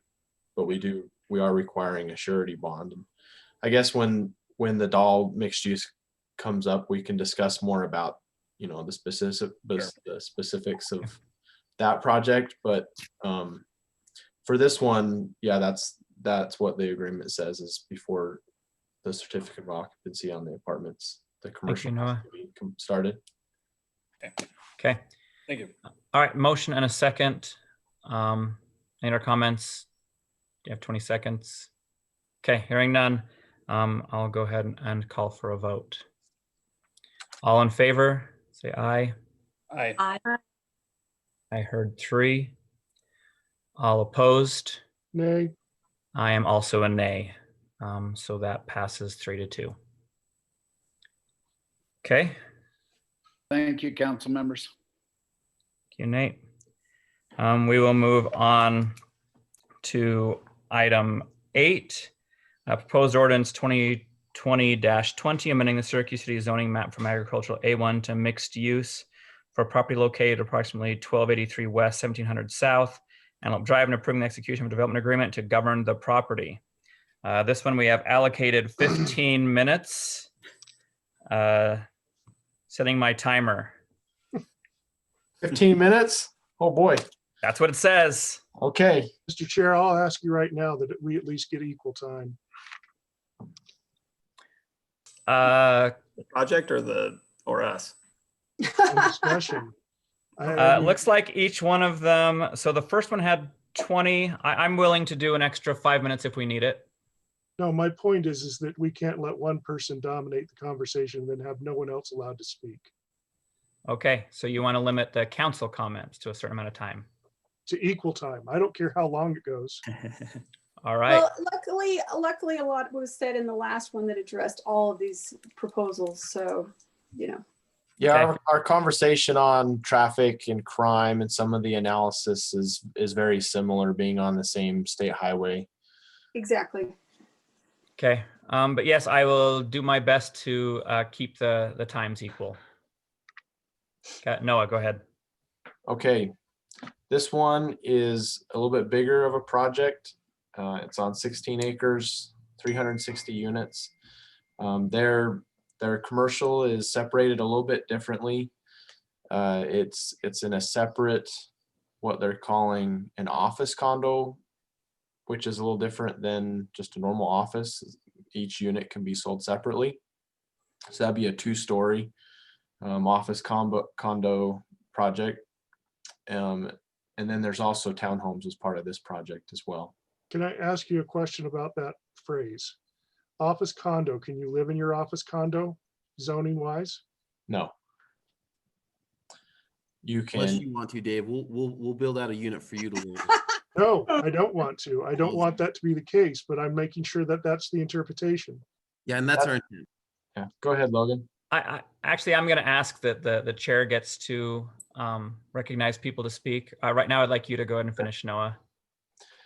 You're right. I don't have authority to tell Logan to speak. Just disregard that, Logan. So, yeah, was there a question? I think I answered that. No, it's this office use portion of the project. Again, if you have any questions for me about the analysis that's provided in the packet, I'm happy to go over any questions. One thing I was going to add that I didn't get a chance to on the last conversation is that there are models out there that you can take a stab at what some of those estimated impacts of development will be to a city. You know, you can do but they are just guesses, you know, so I think it was wise that the fire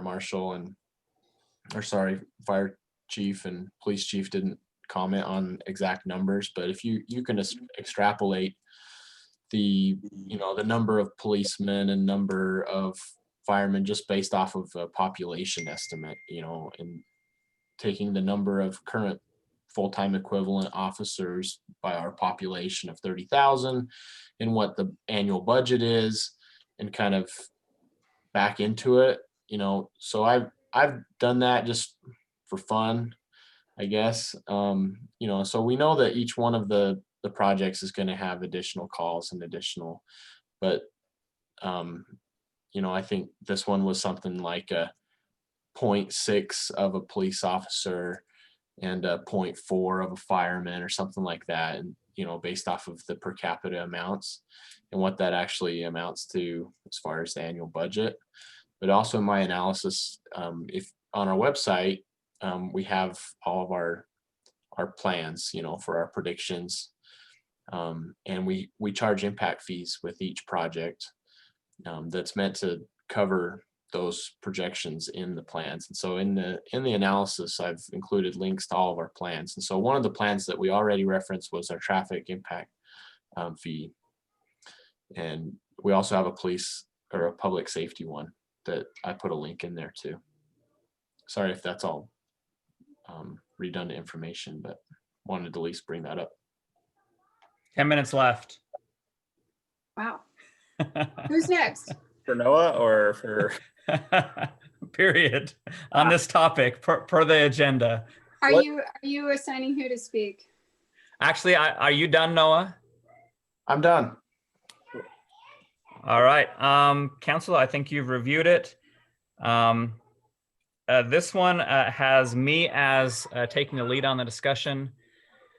This one, I think I want to address something that this one kind of, this applies to all of them.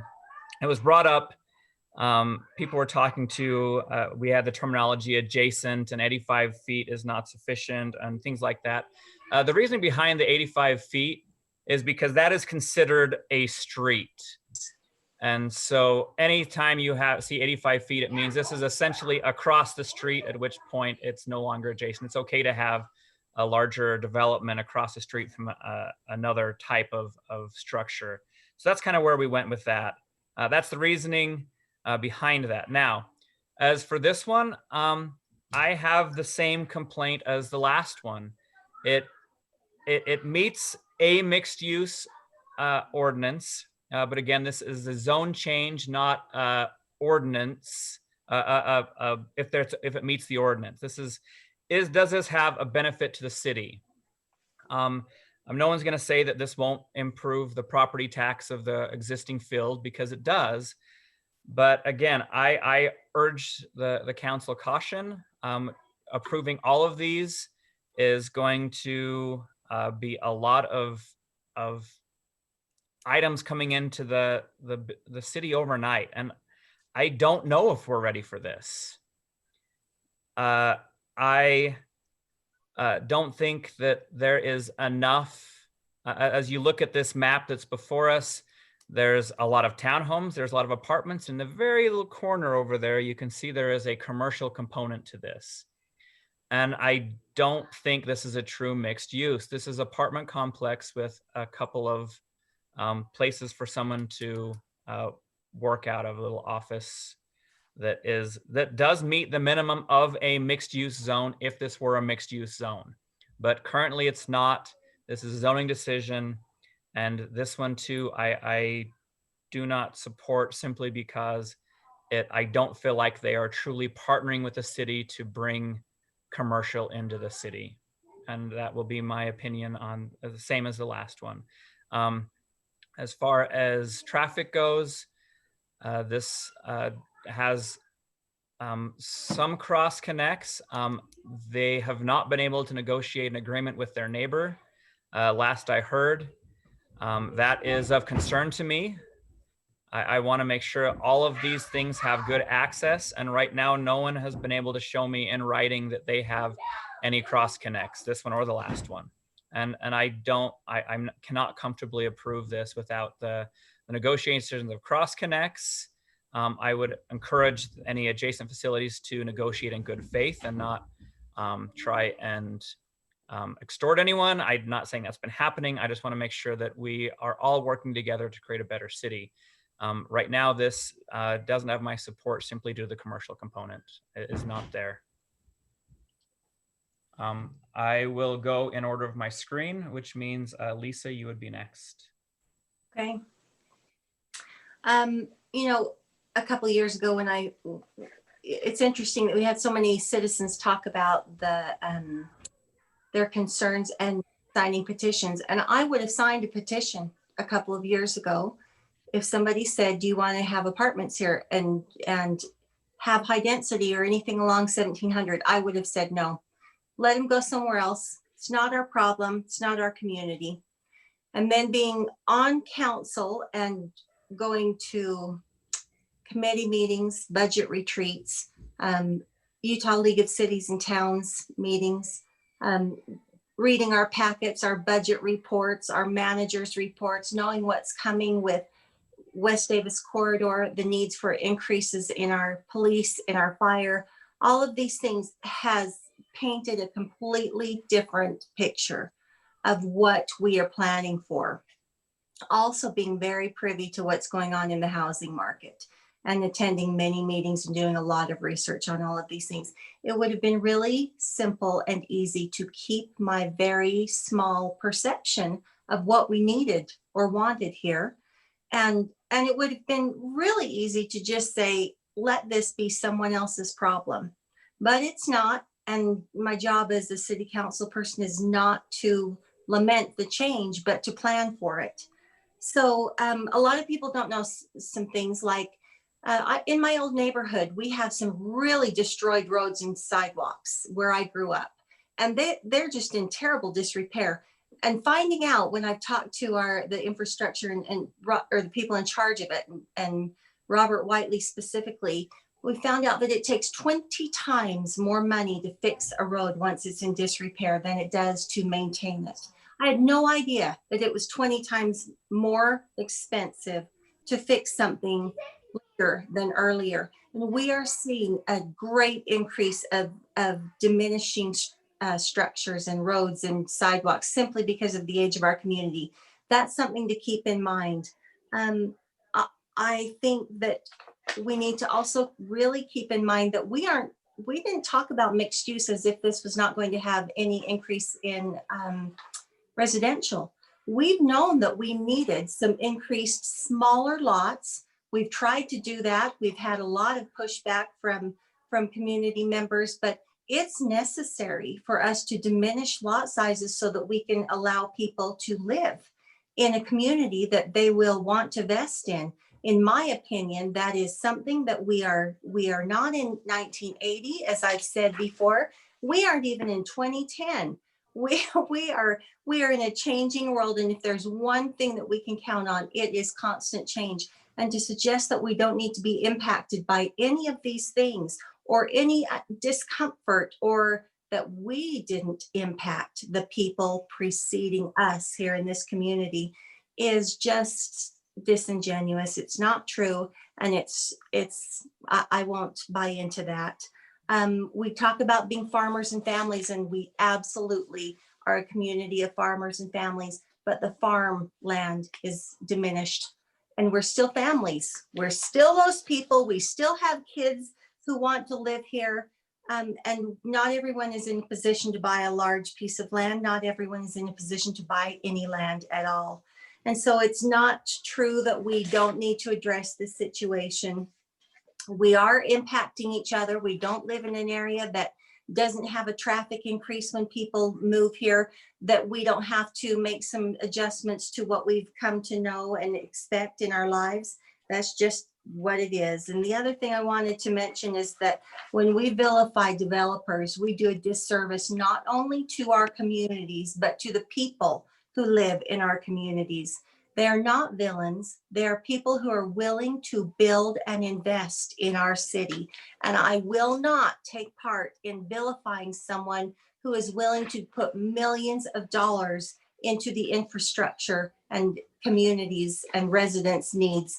And unless you're living in a cot under a blue sky with no structure over your head, you have depended on a developer to put you in the comfort that surrounds you. And the Thank you, last thing I wanted to mention is the commercial. We do know we need developments in order to sustain the commercial. So they go hand in hand. We cannot expect an increase in commercial unless we say we can sustain your business. Thank you, Lisa. Dave? Well, you know, the concern that I have is a lot the same as what you stated, so I'm not going to restate that. But when we talk about the commercial need, we have 350 some odd new residents here in this development, and we have 4 small business condos.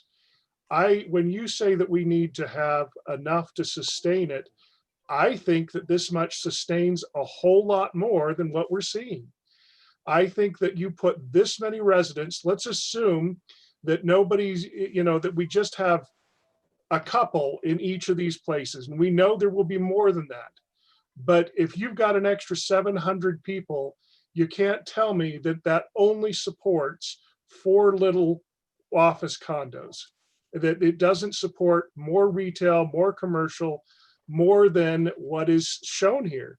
And that was the idea of mixed use, is that we would give in to allow some of the extra housing, and that what that would create is it would create some businesses that are sustained by those groups of people. And I don't see it here. I see very little effort, if any, to give us actual viable retail commercial space. This is barely any, and I don't know. I mean, I think they've just written it off and said, we're just not going to try here. So I'm disappointed. I'm not saying this is a terrible apartment complex. I'm saying it's not mixed use. And I believe firmly that if we actually approve this, that we will never see any real mixed use again in the city. Everyone will just say, I will do 350 apartments and give me this little teeny sliver of something that we'll call retail that we don't even expect to sell. And I'm concerned. I don't think this is mixed use at all. It may meet the letter of the law, but it absolutely does not meet the spirit of the law.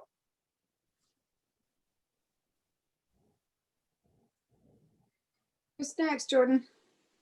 Sorry, my internet connection dropped there for a second. Looks like next would be Seth. Yeah, so when we look at the experts who've provided us economic development studies, they've identified this area as probably not as high impact commercial region, a lot more likely to be a residential. I think it's buffered nice on the west side with townhomes, but transition nicer. I think we've asked them to rotate buildings into different directions and come up with a road size adjacent corridor behind the houses to the south. They've come up with a commercial component that ties into already struggling commercial development to the east. And I'm happy with the design. I think that if fire or police or public works came forward and said this had some anomalous pieces to it that just don't, fit within our community, or that are going to be really a stickler as far as traffic goes, I think this has better flow. It has good flow. Unless we hear otherwise, with the willingness to participate in, I would reiterate, the multi-housing, the crime-free multi-housing program, we would need the same thing here. But I think that we're being told by the experts that we need housing diversity, and that mixed use, I know we keep saying what mixed use is, but mixed use is what you make mixed use. Mixed use is two different types of development or two different zoning types converging on the same property. That's what mixed use is. The ratio is not defined. That's our decision to define the ratio, and we did that. And so if we had this discussion 8 months ago and said it needs to be 50-50 and that passed, I would not obviously pass this because it's not 50-50, but we came up with a ratio. So I would support it. Okay, Corinne? Okay. I'm going to extend 10 minutes. We're over. I shouldn't take that long. So I hope. You only have I've been giving everybody 5 minutes. Okay, all right. Well, first of all, I want it to be known that first of all, that this development group did approach Shadow Point about the cross access point.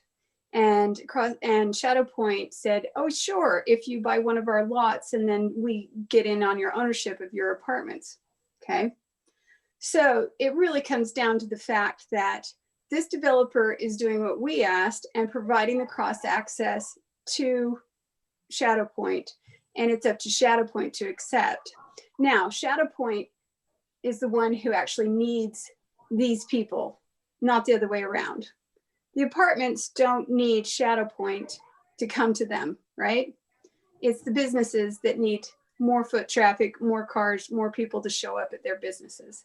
So I have no worries about that coming through.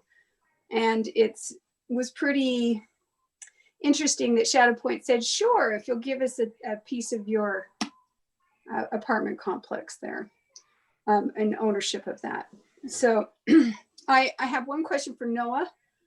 He had written in the staff comments, which I tried to go through thoroughly, about concerns about the alleyways over on the townhomes. And I just wanted to find out what are those concerns and or why, and explain that to me, please, if you can quickly. There are no more concerns about alleyways because they've remedied. They don't have alleyways anymore. Okay, all right, then never mind. Okay, I appreciate that all of the work that the staff's done on this, and the plan is really good, and I think it'll be a good benefit. Okay, thank you, Corinne. The chair recognizes Logan. I think you had a couple of comments. I'll give you 3 minutes if you can do it in that time. I'll beat it. Thank you. I apologize for speaking out of turn previously. Dave, in answer to your question on the condos, there is no intent to do the live work type thing that we talked about previously. This is fully envisioned to be purely commercial. The Shadow Point access, I don't want to paint them in bad light. Corinne, I appreciate your thoughts on that. They are great neighbors, and we fully anticipate that they will give cross access. It is 100% in their interest to do so. Just when things are up in the air, sometimes it's hard to get things in writing when we don't even have the zone and to convince them to get it in writing. but we will absolutely commit to grant them cross-access regardless of what they grant in the other direction. And I believe that will lead to the cross-access in the other direction. And we are more than happy to participate in the crime prevention multifamily program. We think that's a great idea. Happy to have that as a part of the motion. In regards to the development agreement, we got the draft from Noah. Appreciate you sending that with some comments on there. I have been hammering our attorney and ownership to get those comments back to Noah. I suspect it's all going to be 100% what Noah suggested, barring a few changes. Our intent on the commercial space is to meet the ordinance and not necessarily what staff has drafted in regards to having the certificate of occupancy on the commercial prior to going on the residential, but we'll get those comments back to you and happy to answer any questions. Okay. Thank you.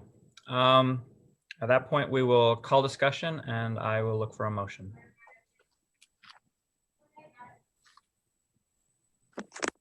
Yeah. It's hard when you can't find anything. Sorry, Jordan, could I just jump in real quick? No, this Yes, is Paul. please, Paul. So when it comes to the issue of the certificate of occupancy, what we're concerned about, and all three of these projects, we want to make sure that we get what is being promised, because the kind of the reason that we have the apartments being permitted is that they're bringing a commercial component with them.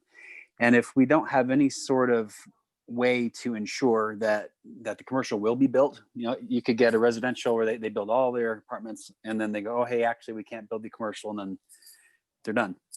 Maybe you've got a deed restriction, things like that.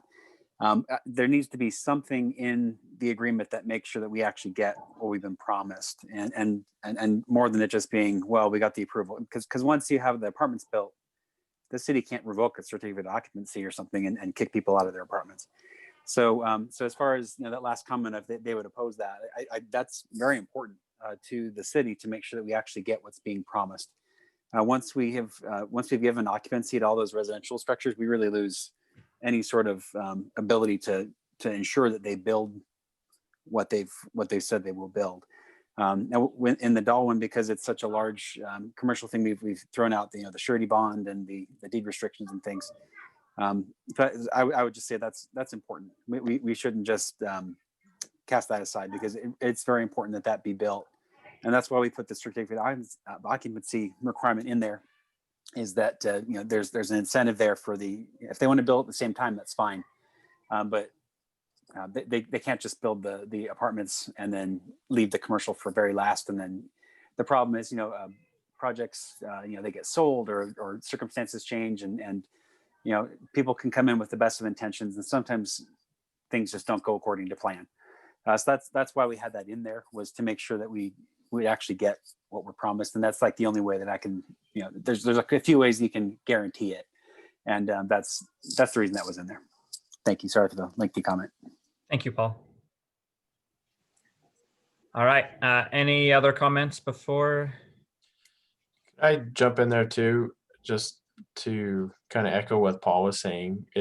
We really want to make sure we don't get a bait and switch. And the tools, and just to reiterate what Paul says, the tools that we have available to us are, one, tie it to certificate of occupancy, two, put a deed restriction on the property, or three, have some sort of financial assurance, like a surety bond or something that they can't back out of without having some sort of financial ramification.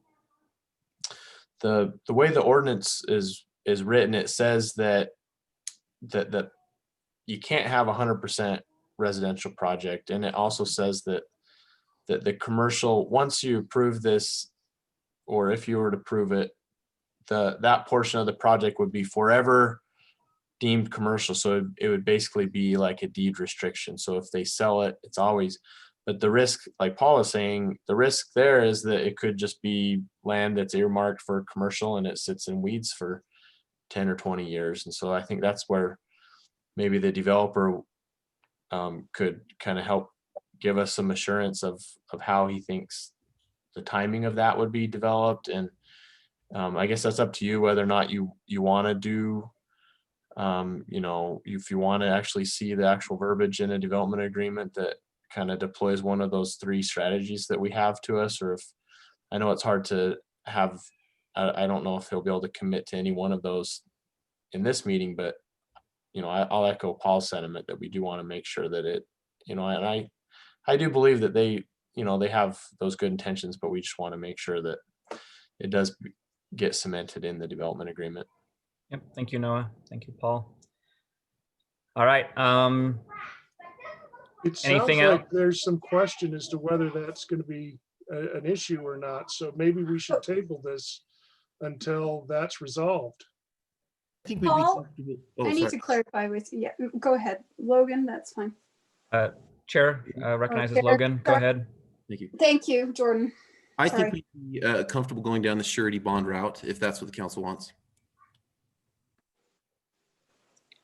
So I would support the surety bond or leaving it with certificate of occupancy. But I think those two would be kind of sticking points for me. Yeah, they would be for me as well. Yeah, I think if we left the certificate of occupancy or surety bond in there, that one of the two has to be fulfilled, I think that's an appropriate way to handle it. Paul, does that give us what we need? It'll depend on the specifics. One thing about this ordinance and the other two is that the zone change is not in effect until the development agreement is executed. That was something we put in the ordinance because we've had experience with other projects where we don't have all the details worked out. And then once they get the zone approval, all of a sudden, hey, there's a couple of issues we want to talk to you about.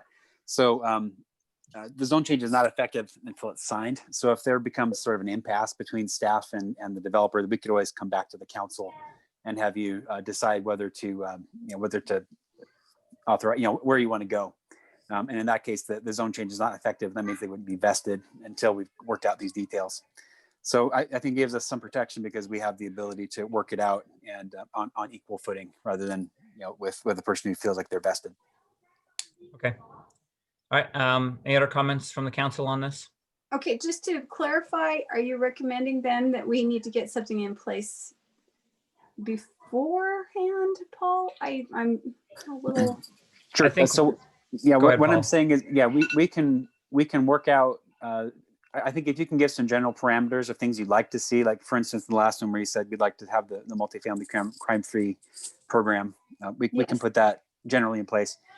Same thing, if you are okay with either of the options of the certificate of occupancy restriction or a surety bond, we can work that out. And again, if the developer and staff can't work out the terms, then we would bring it back to you to have you, maybe revoke your approval. Because it's all contingent on the DA being signed. Okay, thank you. I'm going to call for a motion. Okay, I'm a little confused, but. Who wants to field this one? Sounds like there's a multi-part. Yeah, man, I can take a stab at it. I move to approve ordinance 2020-20. Is that the right one? Yep. The Syracuse City zoning map from agriculture A1 to mixed use for the property at 1283 West, 1700 South, and approving the execution of a development agreement to govern the property with the amendments that the developer will agree to participate in the multifamily crime-free housing program, as well as either assure the commercial development through an surety bond or through the certificate of occupancy route that we discussed. Okay, I have a motion by Seth. I'll second that. Does that work? Second by Corinne. Good job, Seth. Okay, call for a vote. All in favor? Aye. Aye. That would be 3. All opposed? Aye. And a nay for myself as well. That passes 3-2. Thank you.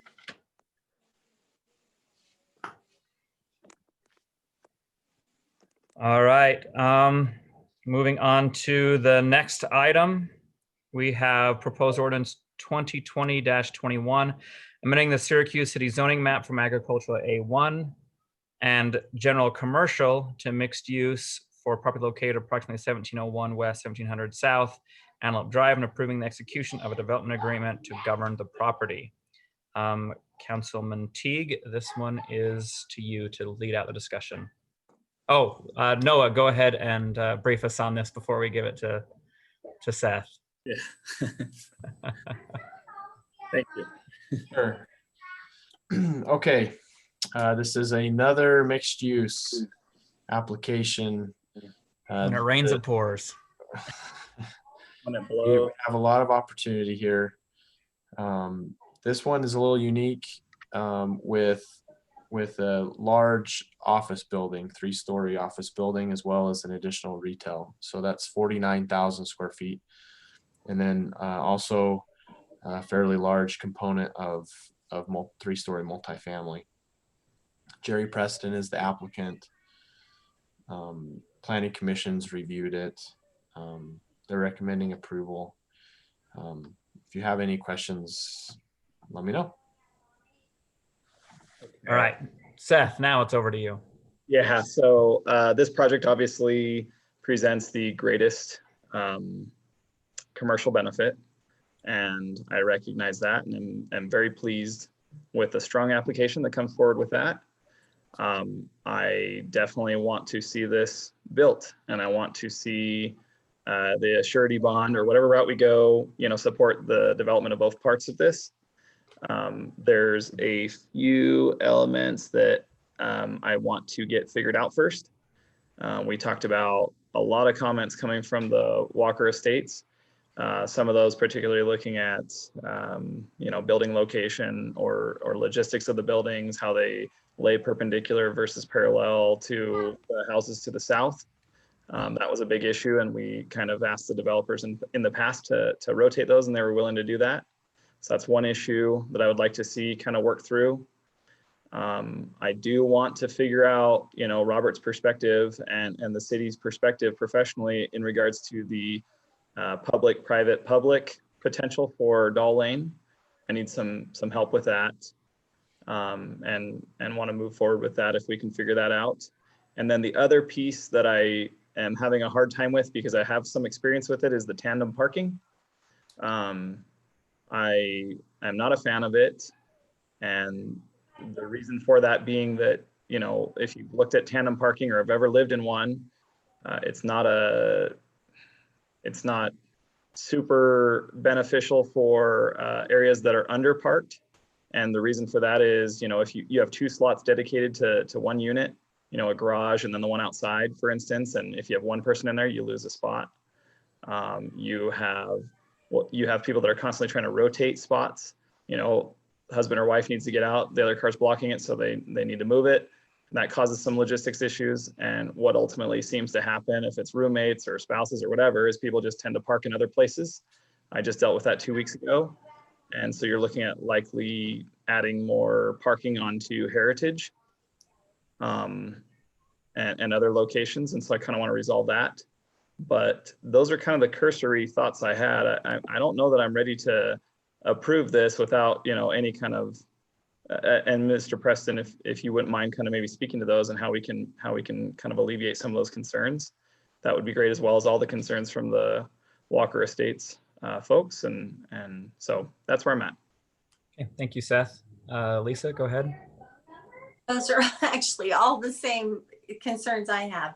The road going, I know that they aren't created, if they're a private road, they aren't intended to have larger amount of traffic. So I think that becomes an issue, snow removal, as well as people parking on the street, as well as just the access back and forth.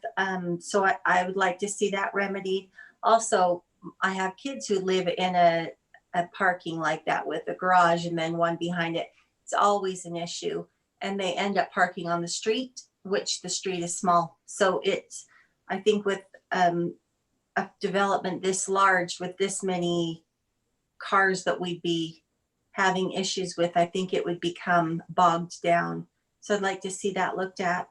And also we've asked, as we've discussed and as Paul talked about, we've talked about mixed use being that it's developed at the same time, and we've required that of the others as well, to say you can't do an apartment without the commercial or office space. So you have to have an occupancy at the same time, or the development at the same time. So this is such a large development, and I know that there's a lot of money involved in this, and I would hate to have it become blighted in any way, because we know that we've seen some changes as well in demand for professional office space, especially with COVID. And we've talked about this on a community development level where we've discussed that we're probably going to see the face of office space change to become more of a satellite office, if you will. And so I don't know how viable this space will be, and maybe we need to look at some changes in that. I'm not sure. And of course, the developer will be the one to do the research on that and will be the one investing that money. So I'm not about to tell him what he can or can't do, but I think that's something to consider. And then the other thing is, I'm sorry, let me see where it was. I wrote it down, but I think some of the areas look like they're too tall. So even if they're 3 stories, I think that they've exceeded some limits there. So I'd like to kind of take a look at the aesthetics of it and see a little bit more particular, the specifics of the development. So those are some of the issues I have. Okay, Dave. Well, I'm surprised to hear the comments because, 4 years ago, I went down with Brigham Meller and then Mayor Terry Palmer to the county and pitched the reason that we needed to put this area in a development zone was the much underserved need for office space in North Davis County. And we asked for the tax increment ability to help incentivize this based on getting this very thing. So I'm kind of surprised that how things circle around and change in people's mind. This is the one that looks the most appealing to me of what a mixed use development should be. It has the greater need for professional office space, which I think serves our community better than anything else we've seen tonight. So from that standpoint, I'm in favor. I have heard a lot of people concerned about Doll Lane.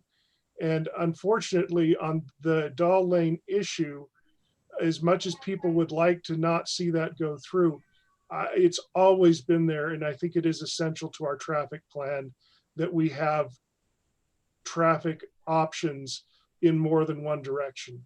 I highly doubt many people are going to go that direction unless it's in an emergency situation, but that's what we plan for. You plan to have other options in case of an emergency. So I'm afraid that would have to stay to get my support. But all that said, after we've just approved over 400 units, I don't know how we can keep going. I mean, I don't think that's sustainable to do another 250. So I think this is the best of all the plans that we've been presented, but I don't think that we can do over 700 in a night. That's crazy. Okay, thank you, Dave. I'm going to extend discussion. I think we have about 5 more minutes. I'll give it a little bit longer. Seth, go ahead. I'll go again. All right, sorry, did I already ask? Oh yeah, you let out. Corinne, sorry. That's okay. My concern on this one really, just because it was such a quick introduction last meeting, and then here we are again. It's just the pain that we went through with negotiating with the developer to turn the buildings for more privacy, and that doesn't seem to be even.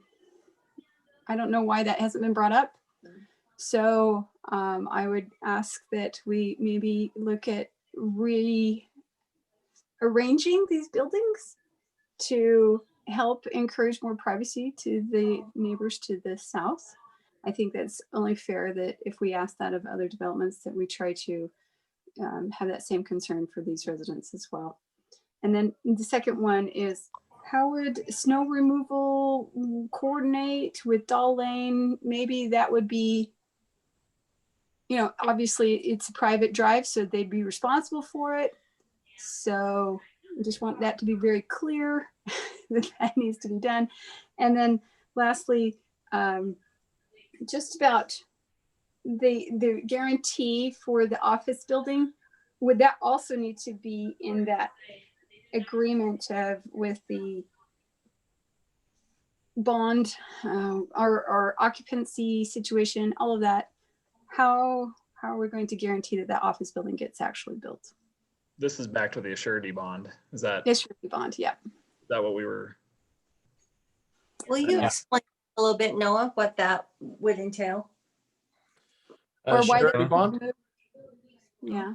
So when we take bonds for subdivisions all the time, and it's a product that basically holds somebody accountable, and we're the one that tells the bank or the company that is holding the bond when to release it. So they won't release it until we say that whatever they said they were going to do is done. Okay.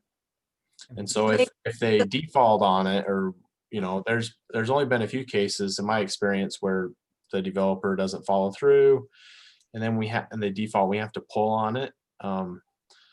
Then that would have ramifications for whoever got the bond. I don't know what it does to their credit, or it's kind of like an insurance policy to a certain extent. Okay. So that's been removed, you were saying, is that correct? No, this is the one that had it where the other ones didn't have it before. Okay. So this one already has the surety bond in it. Yeah, so Briggs and Holt were tied to certificate of occupancy. Briggs, they were okay with that, but Holt had some concern with that and is willing to do the surety bond as well. Sure. But the Dahl project already had it in there because of the scale of it. We were already, and we talked about it last time with Jerry a little bit, and we were a little concerned about the timing and making sure that it actually happens. And right. So, but that's the question, is that if it could be in place and then they never sold the land because it runs with the ownership of the land, right? Then it could possibly never be built. Is that true? So let's say scenarios, right? Let's say he doesn't do it. And the agreement clearly says you shall develop this within X amount of time. So there is a time frame. 18 months. Yeah, it says 18 months. If he doesn't do that, we call up the bond company and said, this guy didn't do what he was supposed to. Okay. But granted, there's still risk because the amount of the bond we're talking about is $100,000. $100,000 not going to build a project for us. No. And that's so there's still risk. Do it, but yeah, it's still, that's a lot cheaper of a stipulation than to have to put the millions of dollars into the development. So yeah, that doesn't seem the way to go.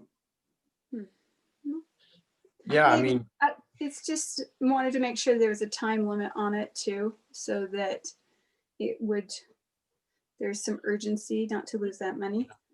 I think the dials of negotiation there are, you could, we're talking about having, when we were talking about certificate of occupancy, we were saying before the last certificate of occupancy, we could move it up, or we could increase the amount of the bond required, so that if he does default, then I don't think in any situation it's going to be enough for us to actually go and build the project. And besides, we probably don't have the expertise or willingness to take. Wouldn't it make sense for us to require a size bond that would make it so that we wouldn't necessarily be the builder, but that we could at least incentivize the building of the lost product? That'd be a big bond. I'll let the applicant speak to that and what he's willing to ensure. The point is to make sure it happens, right? So that's all I'm concerned about, is what do we do to protect the city so that if this is approved, that it happens. Yeah, we're all on the same page here. We want to make sure that this really happens. Anytime you do something like this, there's risk. And what you just said with $100,000 penalty doesn't seem like there's I mean, I can see a lot of people willing to walk away from that rather than put the money in the building. And that's actually very concerning to me. Yeah, so I'll let Jerry speak to that when Mr. Savage is ready, but that's what it says in the development agreement right now. Doesn't mean that it couldn't say something else based off of your input or what he was willing to do. And then as far as the building, and I'll let him speak to that too, as far as the direction of the building. Yes. I mean, I think the goal is to minimize impact to the neighbors. Yes. And that's important. So they have the space, but also with how shallow and skinny this is, rotating that buildings would actually affect this east-west connectivity. Yeah, there's more flow this way. If I can just show you, I know that the IBI plan wasn't perfect, but it's something that they actually Yes, I remember recommended as seeing that. well, and that having that connectivity. So they didn't actually plan any land uses, I mean, or any specific buildings here, but they did, also have that same framework. And I think that's wise to have that circulation there. They did have the land uses. They were thinking more residential and then mixed use so it pretty well mirrors what's being proposed. But I would suggest really making sure that transition is beefed up with, instead of a vinyl, concrete. Yeah. And the planting densities, and that's one of my comments already on my staff report, is that the planting densities aren't sufficient right now. So there are some things that would need to get worked out. But remember, this is at the rezone stage, and we just want to get an idea of what we're getting ourselves into. It doesn't necessarily mean that there won't be some things that change in the site plan. Okay. I'll go over my comments really quick, and then we can figure out what we're going to do. So on this one, again, I agree with Dave. Is when I envisioned mixed use, it was something more along these lines, where we have a significant commercial component that I can look at that and be like, yes, that is a direct benefit of this development. We gave away some density, and we got a wonderful apartment complex, a wonderful office complex. I disagree with Lisa on this one. I think this is actually something that's going to be a huge benefit to the community. I don't think we have any empty offices in the city. Where we do have lots of empty retail. So I think office space is a phenomenal location. This actually brings a lunchtime crowd into the area, which is something we wanted. This provides jobs, usually higher paying jobs, as you get professionals in these locations. So I think this is exactly what I was looking for when I asked for a mixed use development, is I get something that I can point to and say, I created jobs, I created a lunchtime crowd. We were able to bring in some benefit to the areas around it. We've created a place for kids to work. So I want to thank the developer for, I know this is a little bit riskier than some of these other developments, because you're putting a lot more on the line, because you have to go out and find commercial to fill this. And I think I want to thank you for putting yourself out there and accepting that risk with the city to really go out and create something that is a huge benefit to the community. So I think that's my comments as far as this development. I think it does still need some work. Some of the comments in there was we have dumpsters adjacent to backyards. We need to work on that. We need to consider the privacy. I know this plan, there's a lot of question marks. We're not quite sure of the allocated green space. The privacy isn't quite there that we are expecting. We want to make sure that we are taking care of the people in the Walker Estates and the adjacent communities. So we do need to try and be a little more conscientious of that with those privacy aspects. So I don't think this plan meets the ordinances as it is. I know that we're not accepting a site plan at this time. So I could go forward with this. This is probably the only one I could approve with a good conscience, but man, I'm with Dave. I don't think I can, I don't like this one of being third because this is the only one I really thought met the zone Mr. of what I was looking for. So Would you entertain a motion to table this? yeah, let's go. If we're ready to make a motion, then sure. Well, I do want to really quick though, I never suggested this wasn't good for the community. I just said that I'm concerned about the amount of office space being filled up. So just wanted to clear that up. Well, before we accept a motion, I would like to I've given all of the other developers a couple of minutes. Sorry, Seth. No, you're I'm going to backtrack a little bit and give Jerry just a couple of minutes to discuss his development and some of his insight there. Great, I appreciate it, Councilman Savage. Can you hear me? Yes. Okay, so I've listened tonight and I appreciate all the comments. This gives us a lot of things we can work on. Since our last meeting, I think the comments that I came away from that is that we really needed to work on our landscaping areas, which we've scheduled with the landscape architect and the architects to kind of work through those. Just to maybe give a little history here. I mean, this isn't something that we've just brought forward. It might be first time you've seen the final product, but this is probably our 7th design on this site plan. We've been working with the council members for 2 years, finding out what you want. And I feel like that we've went and given you what we've talked about for 2 years. The size of office and business space that you want, the designs. Yeah, the buildings are a little bit higher, but I think we meet the ordinance as far as the architectural design more than any of the other 2 projects you've just passed. We went way overboard on those. In fact, to be honest with you, sitting here, I'm wondering if maybe I haven't overcommitted or overgiving with what the city council wants. Because basically maybe we need to come back to that office building because there are some concerns. I can tell you right now, there isn't banks lending on business office space unless they're leased up front with the COVID situation because so much of the work is being done at home. So there are concerns. That's kind of why we've set this, that we could get some time to get this up, get at least not have it tied to the occupancy or the COs of the other buildings, but put up the surety bond. But yeah, if we're talking above $100,000 and you're wanting a lot more significant amount of that, maybe we need to go back and redesign and produce less and give you less commercial, because it doesn't seem to me that that's really where the city wants to go, because I feel like I'm being penalized for over committing what we're trying to do. I felt like this was all of our meetings with the city council that we were trying to give you what you want. And we always talked that the rooftops had to come first before the commercial.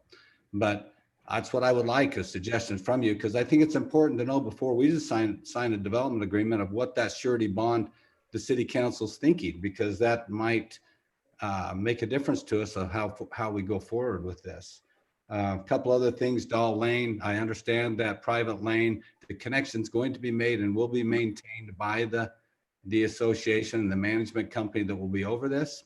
That tandem parking is used quite often. Several projects down in Farmington, West Haven use those tandem parkings, and it's mandatory that they use that as parking and not storage. And the management company is having great success with those tandem parkings. And then yet we also have the ability, what we have there is to enter into a parking agreement with the commercial side where you've got overflow, where that office space isn't being used at night and you've got the overflow for the apartment. So of all the products I've seen tonight, this has the best parking. I understand the council is concerned about the Walker Estates, but we've met the ordinance with the 85 feet back. We would like to meet with them. I think we can berm and do some landscaping that will mitigate the impact to them better. But anyway, that's where I'm at. If there are any questions for me, we'll take a look at this and take any advice you want to give us. Thank you. Thank you, Jerry. Thank you. Any other questions for the developer?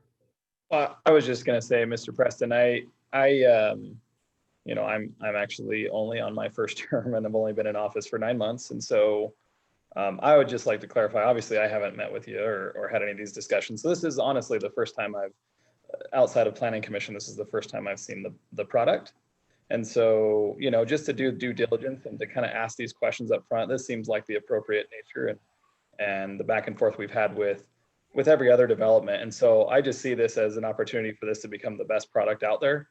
And I think you are putting together a magnificent product as it is. I think there are some, a few alterations we could probably get to as well. And I want to move forward with this. I'm not saying this as far as, you know, tabling it to change my mind or anything like that. I think that this is something we can move forward with and provide a great benefit to the city. It just maybe needs a few more looks through. And that's just my personal perspective as a complete novice to this project. I appreciate that. All right. Any additional comments from the council? Well, I mean, I'm very torn because this is the best product of all of the ones we've seen tonight by far. I agree. It's by the best looking, the most advantageous to the city. Everything, I love everything about this except for just what we just talked about. I'm suddenly nervous that there is a question about whether we get the office building, because that's what balances this out so well. So I'm a little nervous about that, and the fact that we just put so many units in, and which, you know, I can't pile on a challenge like that, but this is the product I'd prefer to see built first of all of them. I just wanted to tell the developer, thank you for explaining that you would be sensitive to that southern border and in berming and or building a more substantial fence and such, and so that there's good privacy between the two. And it's good to see that it's 85 feet and so forth. So I appreciate those explanations. That really helps a lot. All right, council, I'll take a motion. Seth, you had started one. Do you want to finish that or? Well, I mean, yeah, I mean, at this point, I would move to table it for our next work session. Yeah, with concerns with trying to iron out a few of those landscaping things and a few more questions about the building itself. And also office space, that does have to be figured out. And it may be that you do decrease the size of the office space if that's something that you feel you gave over and above what was required, and you are concerned about the time limit, because that's one of the main parts of mixed use and the requirement of two different uses. So, and I'm not at all saying dumb it down. That's not what I'm saying. I am saying, though, that if there's a concern with being able to finish it or leave it out, then we need to look at that. Okay, I have a motion. I second. Okay, any additional discussion? What's the motion? I'm sorry. Seth made the motion to table. Okay, I have a motion and a second. Any additional discussion? I just want to say, again, Jerry, thank you for going out. I love what you've got here. I think this is the only one I can pass with a good conscience. So don't give up.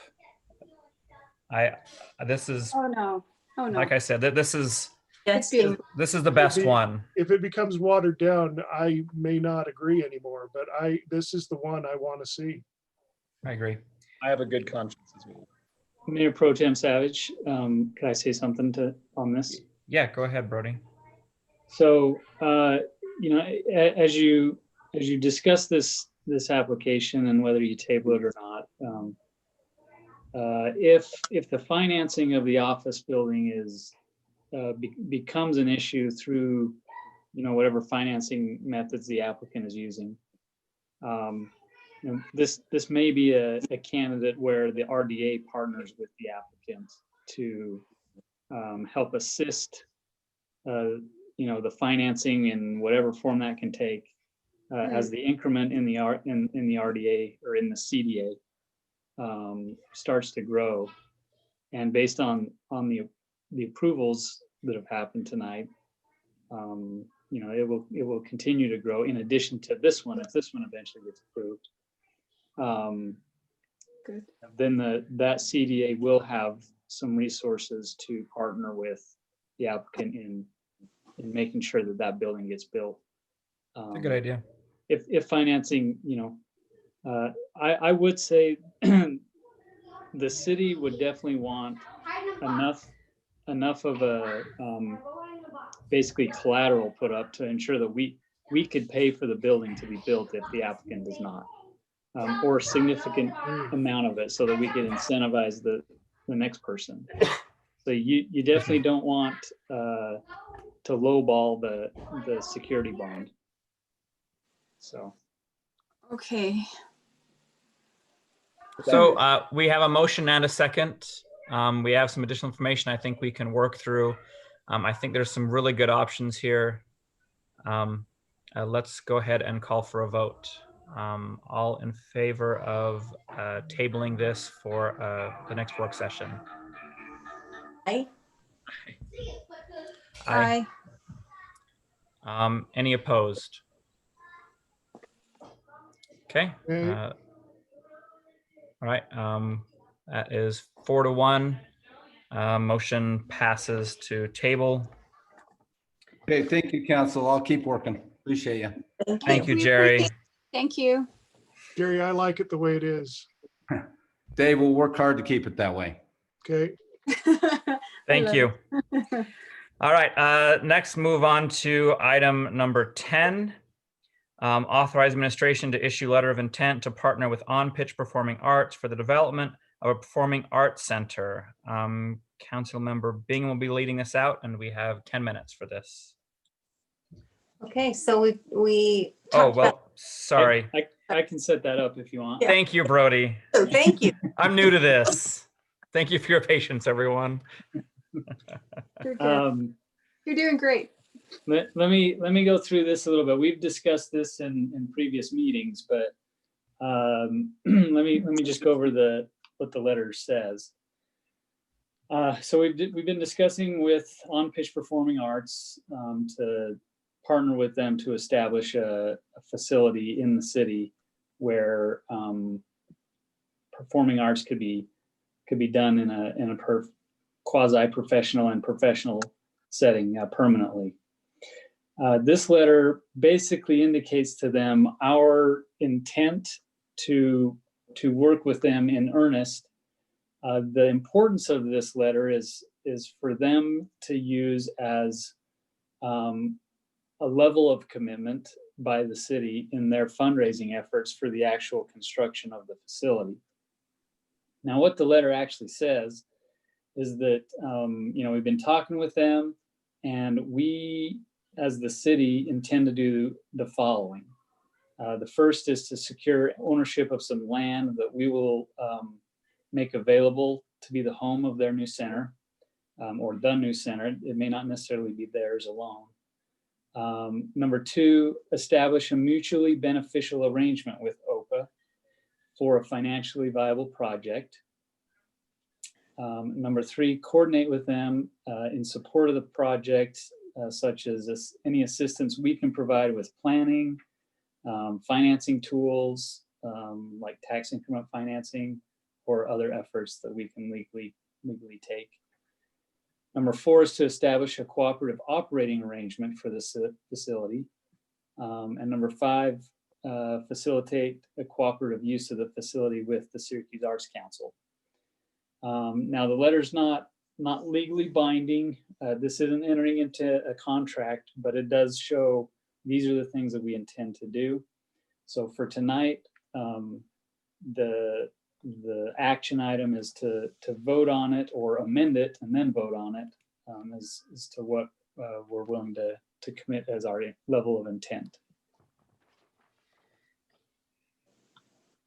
Okay.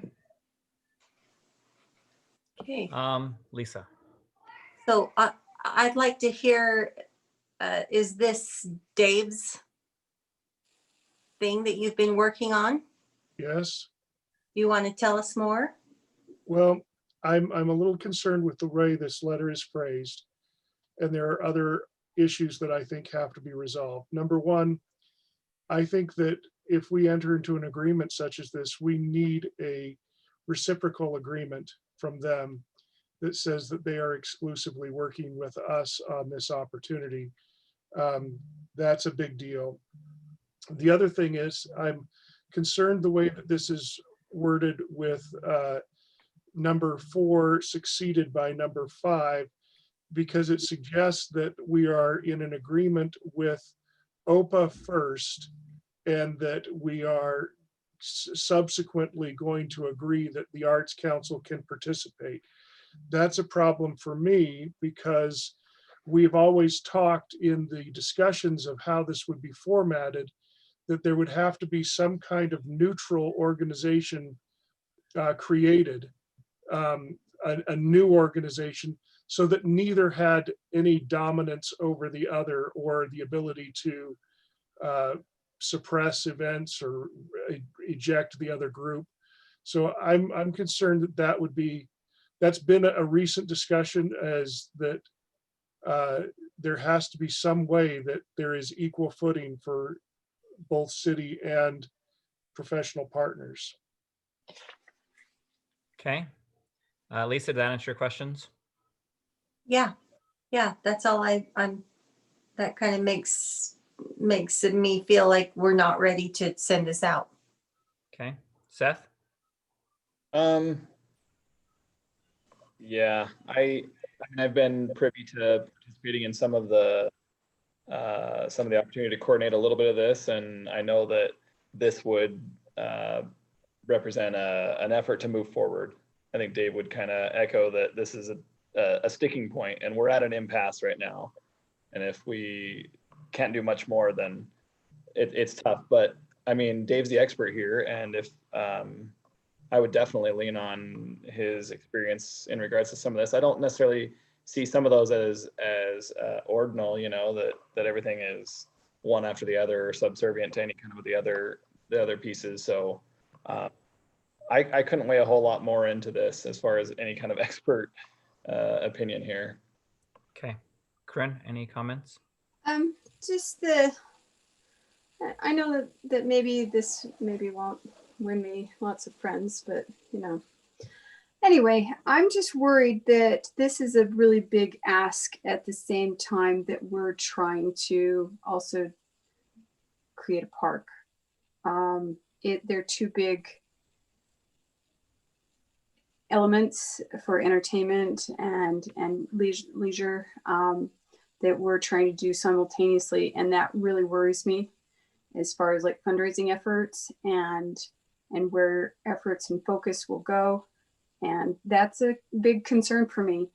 And not that I don't think it's worthy. It's just different to different folks. You know, I can tell you, I have a husband who won't ever be going to this, but I would, and I'd take my daughter, you know, and we would love it. I'm just saying that, you know, there's different appeal for different things out there. And I'm just worried that we're spreading ourselves too thin doing all of this at the same time. And that's where I'm at. Thanks, Corinne. For me on this, I do think where we are essentially setting aside land, I do think that there is space for us to ask for some type of exclusivity in this relationship. We're going to be going steady, if you will.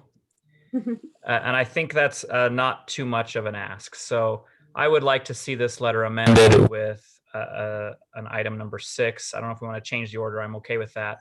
But I do think we need to put some type of exclusivity agreement in this so that we're not just setting aside land that could be used for something else if their intent is not to really use it and they're still shopping the market.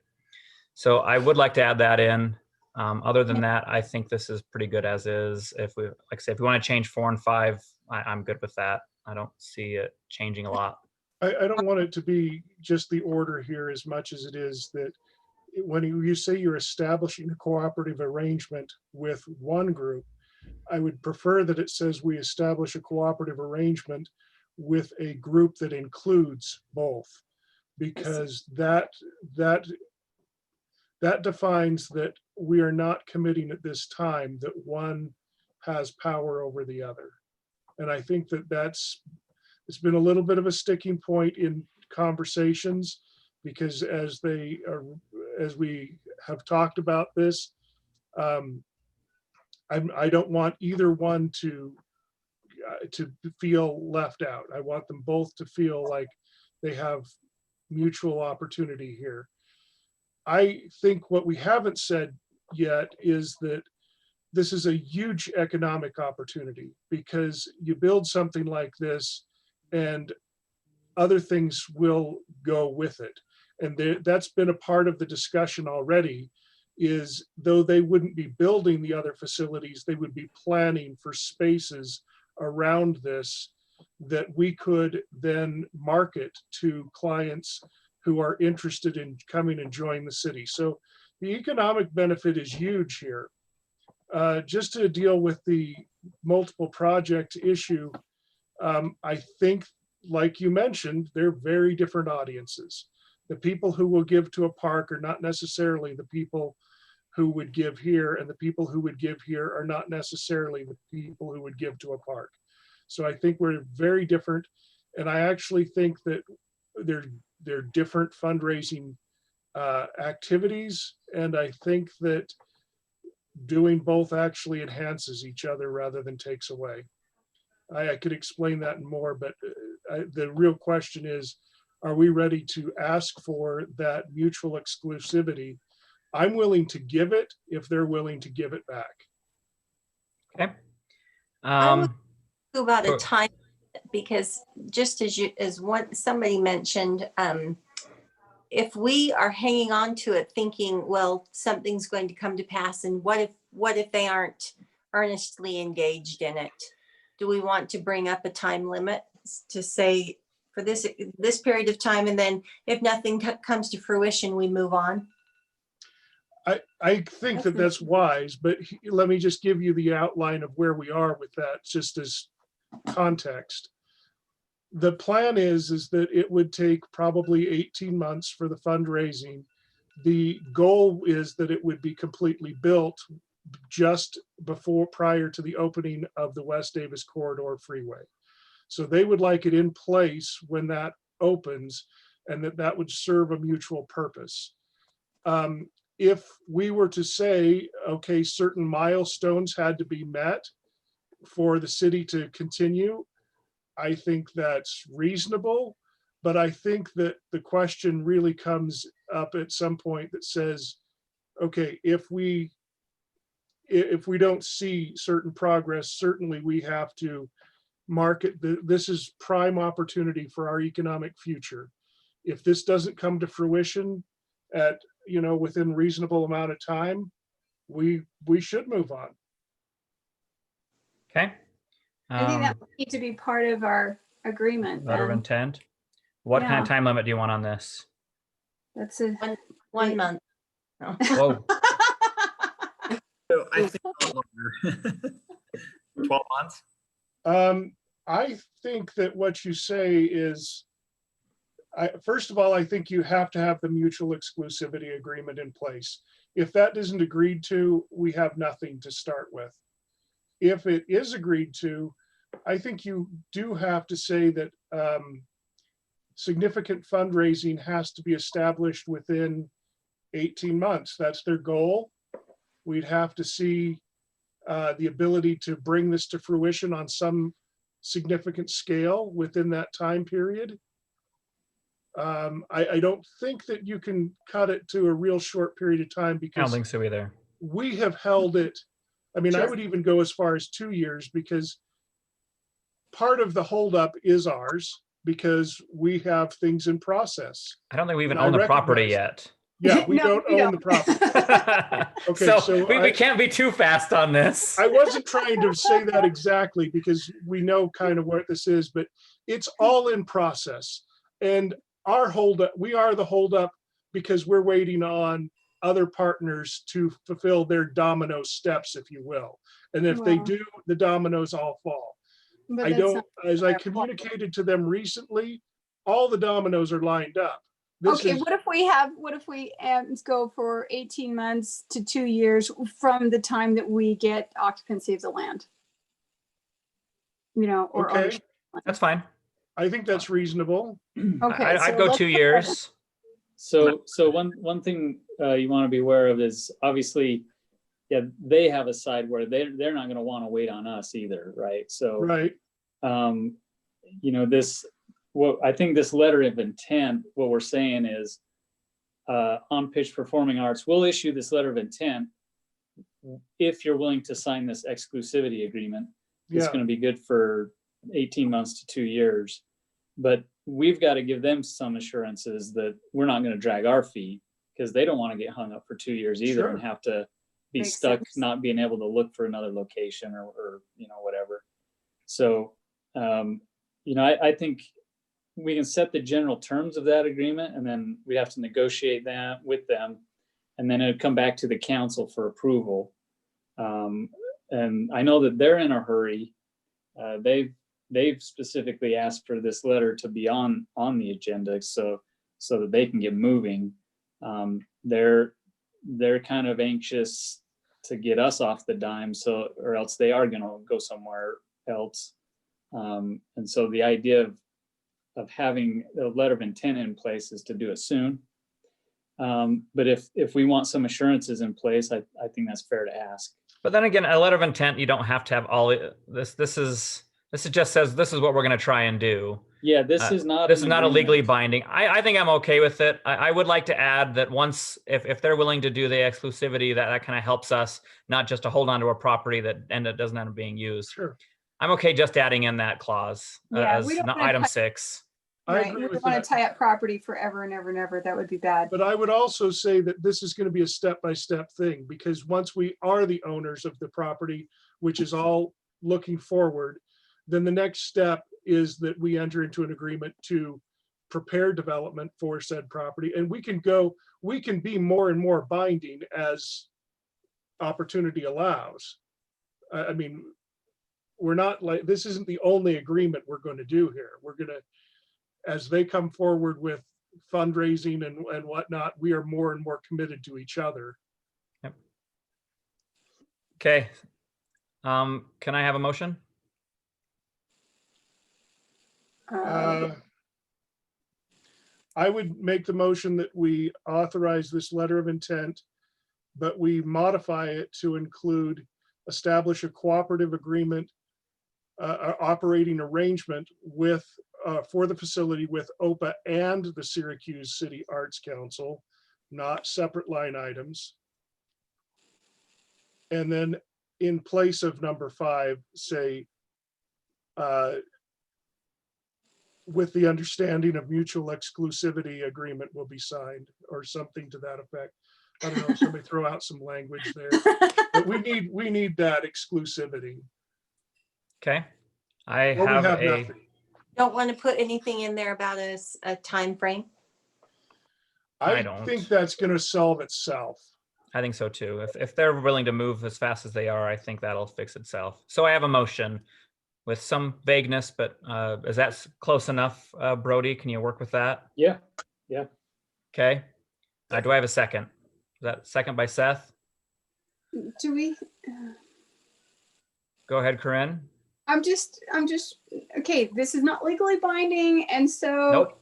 If at one point we say, sorry, you guys, it's been 2 years, you're not doing what you said, goodbye. And I think then it's going to they're be a not lot going, sooner than that. Yeah, there's not going to be a No, what's going to happen is if there's no movement on both parties to go forward, this isn't going to take 2 years to dissolve. If we don't have significant progress by both groups in 6 months, we're going to have to reevaluate. Okay. Okay. Okay.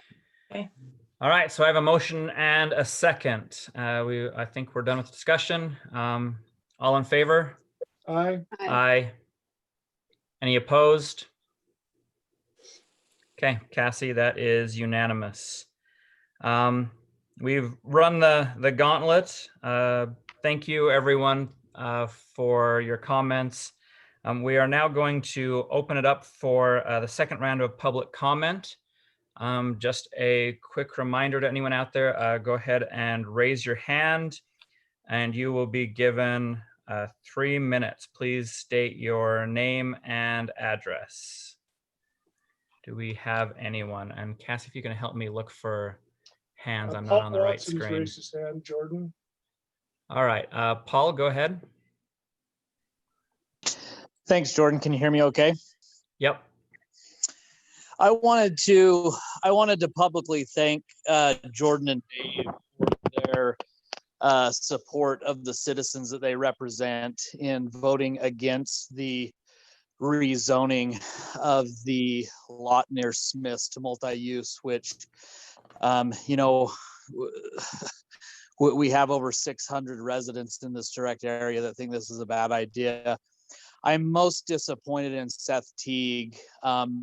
As one of the reasons I voted for him is in writing, he said he is not pro high density housing, which one who is not pro high density housing doesn't in one evening vote in almost 500 units of high density apartments. I just would think that the representative, our elected representatives would listen to letter after letter of citizens expressing their concerns and then placate us by asking very simplistic questions about traffic here or there from your supposed experts who rambled more than anything and couldn't produce any hard data. So those are my thoughts. Thanks for your time. Thank you, Paul. Looks like we have another raised hand by Matt Page. All right. Hey, guys. I just wanted to say that thank you again, Dave and Jordan, for listening and for sticking up for the citizens. I do also want to second that it was very clear from the comments that were given that they're both by NOAA, by the developer, and by the traffic specialist. I'm sorry.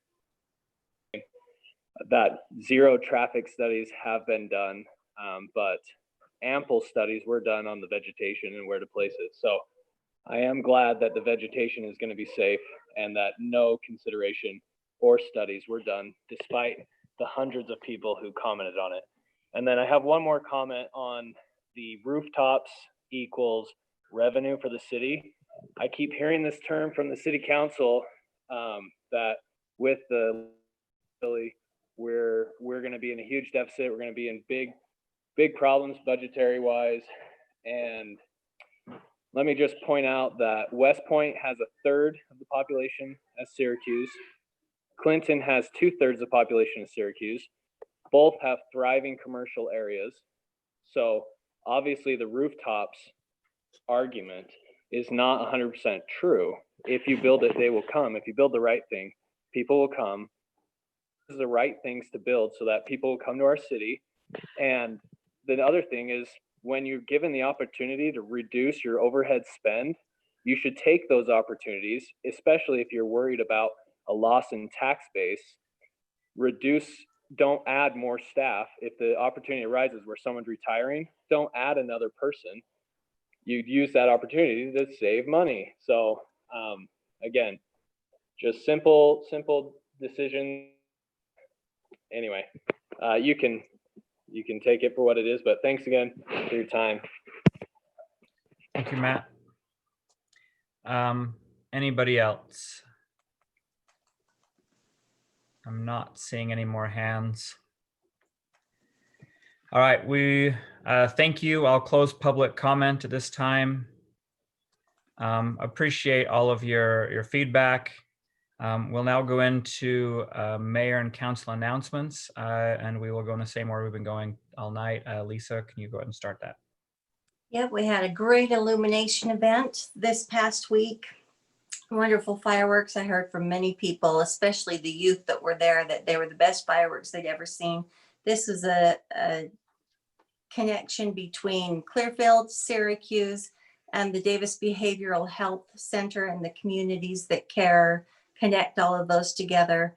And it was a an event that was meant to strengthen the kids as they went back to school, connect them to their community, to their parents, to their families, and give them options of how to respond to depression, anxiety, stresses of going back to school. So we're really grateful for the people who put in so much effort. And some of us were there the day after for hours and hours and hours and hours in the hot sun, picking up debris from the fireworks. And I'll never look at fireworks the same, because that was such a labor of love. So anyway, that was a great event, and that's all I wanted to report on. Thank you, Lisa. Dave? So most of the things that I'm working with are upcoming. We are meeting tomorrow night with the Arts Council because last week, when we should have met, we weren't able to hold a publicly noticed meeting. So, and then we have sewer board again this week. So most of the things that I'm heavily involved in are after this meeting. Okay, thank you, Dave. Seth? Not a whole lot. Just wanted to thank all of our staff here at the city for providing valuable insight and helping us make informed decisions. I appreciate Public Works really stepping up and providing us insight in regards to impacts on the city. Also, I would like to thank our law enforcement that got to participate in their annual ceremony, as different as it was this year, and to be able to support them and the great work they do in the community was a tremendous honor. So I want to thank Chief Atkin and his staff. We wouldn't be the great place we are without them and our fire department. So I just really want to thank our staff this time, and I'm grateful for our opportunity to promote from within as well, and bring up the maturity of our HR team and our finance team. So I'm just grateful for them. Thank you, Seth. Corinne? You're muted. You're muted. Thank you. I can hear myself, so it should be okay, right? Okay. Anyway, just want to tell the staff, sorry for putting you on the spot tonight, and thank you for your information, and thank you for being such a great resource for accuracy. We know that you guys are on the spot, and that you know what you're doing, and that the city depends on you for building and planning and looking for possibilities and every possibility out there. And we thank you so very much for that. I would also give a shout out to Daryl Webb. Thank you so much for coming on the morning after the fireworks and teaching me how to operate the dump truck. Appreciate that. That was awesome. And his coworker, thank you so much. I can't remember his name, but they both showed up and they were so sweet to show me how to run that. And it was a good learning experience. Okay. And also thank you, Krista, and to the mayor for their support as well for the illumination event. That was really tremendous and truly an honor to be able to be part of that.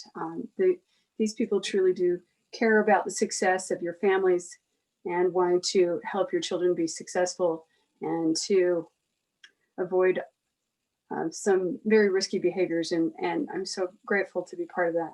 And then also a quick apology to Chief Atkin for not being able to make it to the ceremony. I was driving the last load to the dumps. Has arrived. So taking the last load to the dump, and it would have been absolutely filthy but one way or another, congratulations to your officers for serving our community so well.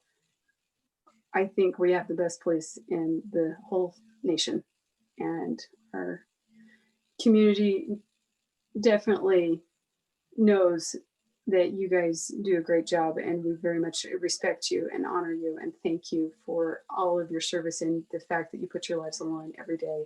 Thank you. I have mosquito abatement on Thursday, so I'll send you a report about that by email. Thank you, Corinne. I just want to, I'll go next. A couple of things. Same thing that we've been hearing. Chief Atkin, you have a great police force. Going to the banquet, not really a banquet, it was more of a award ceremony. But it's just great to see the officers we have in this city. They are top notch, and we are appreciative of the times we can get together and see the things they're doing and the amazing police work they are able to put forth. And not all of it makes the news. Seems like anytime the police are in the news, it's usually not celebrating the amazing people that we have. So thank you for an amazing evening or afternoon to just kind of applaud the good police work we have in the city. And same thing goes to the rest of our first responders. They are top notch. I haven't seen the fire station much as I used to, with CERT not being going forward and a lot of the different things, but we just have some great first responders in the city, and thank you to all of them that are keeping us safe day and night. Also, we do have an amazing staff. We put you on the spot and kind of throw you under the bus a little bit too, not intentionally. Thank you for your insight and feedback, and for trying to pull the data out at a moment's notice. We do have a great team here.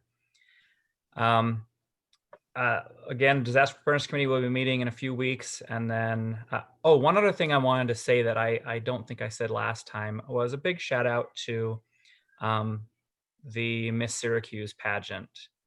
I don't remember if I said it last time, but they did a phenomenal job. They had a great a contest. They were well represented. The young women in this community are truly amazing, and the service they've presented again was just fantastic.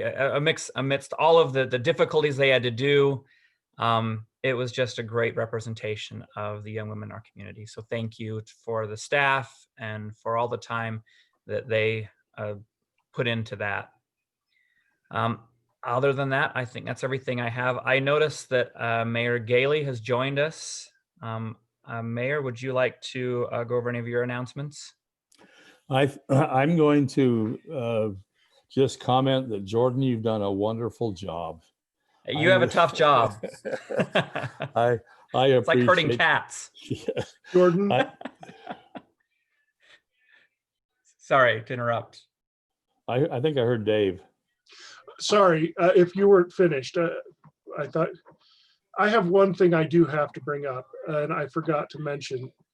In our last meeting, we talked about setting up a fundraising committee for the regional park. I was quite surprised. There was very little discussion.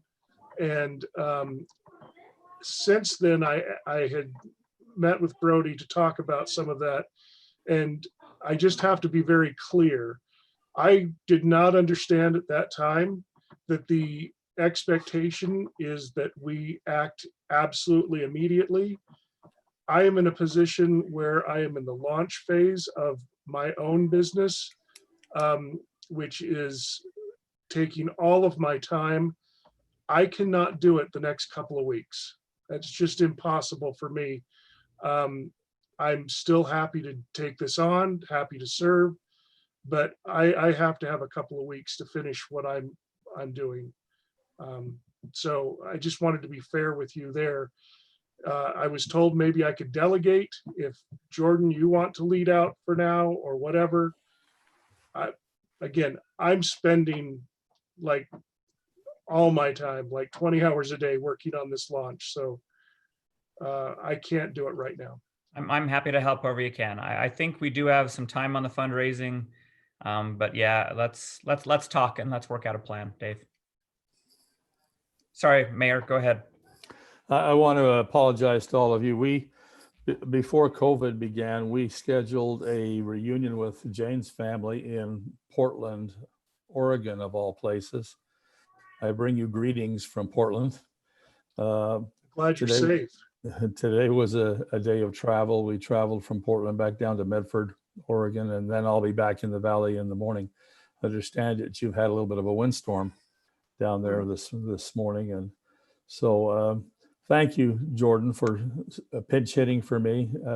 You're a great designated hitter.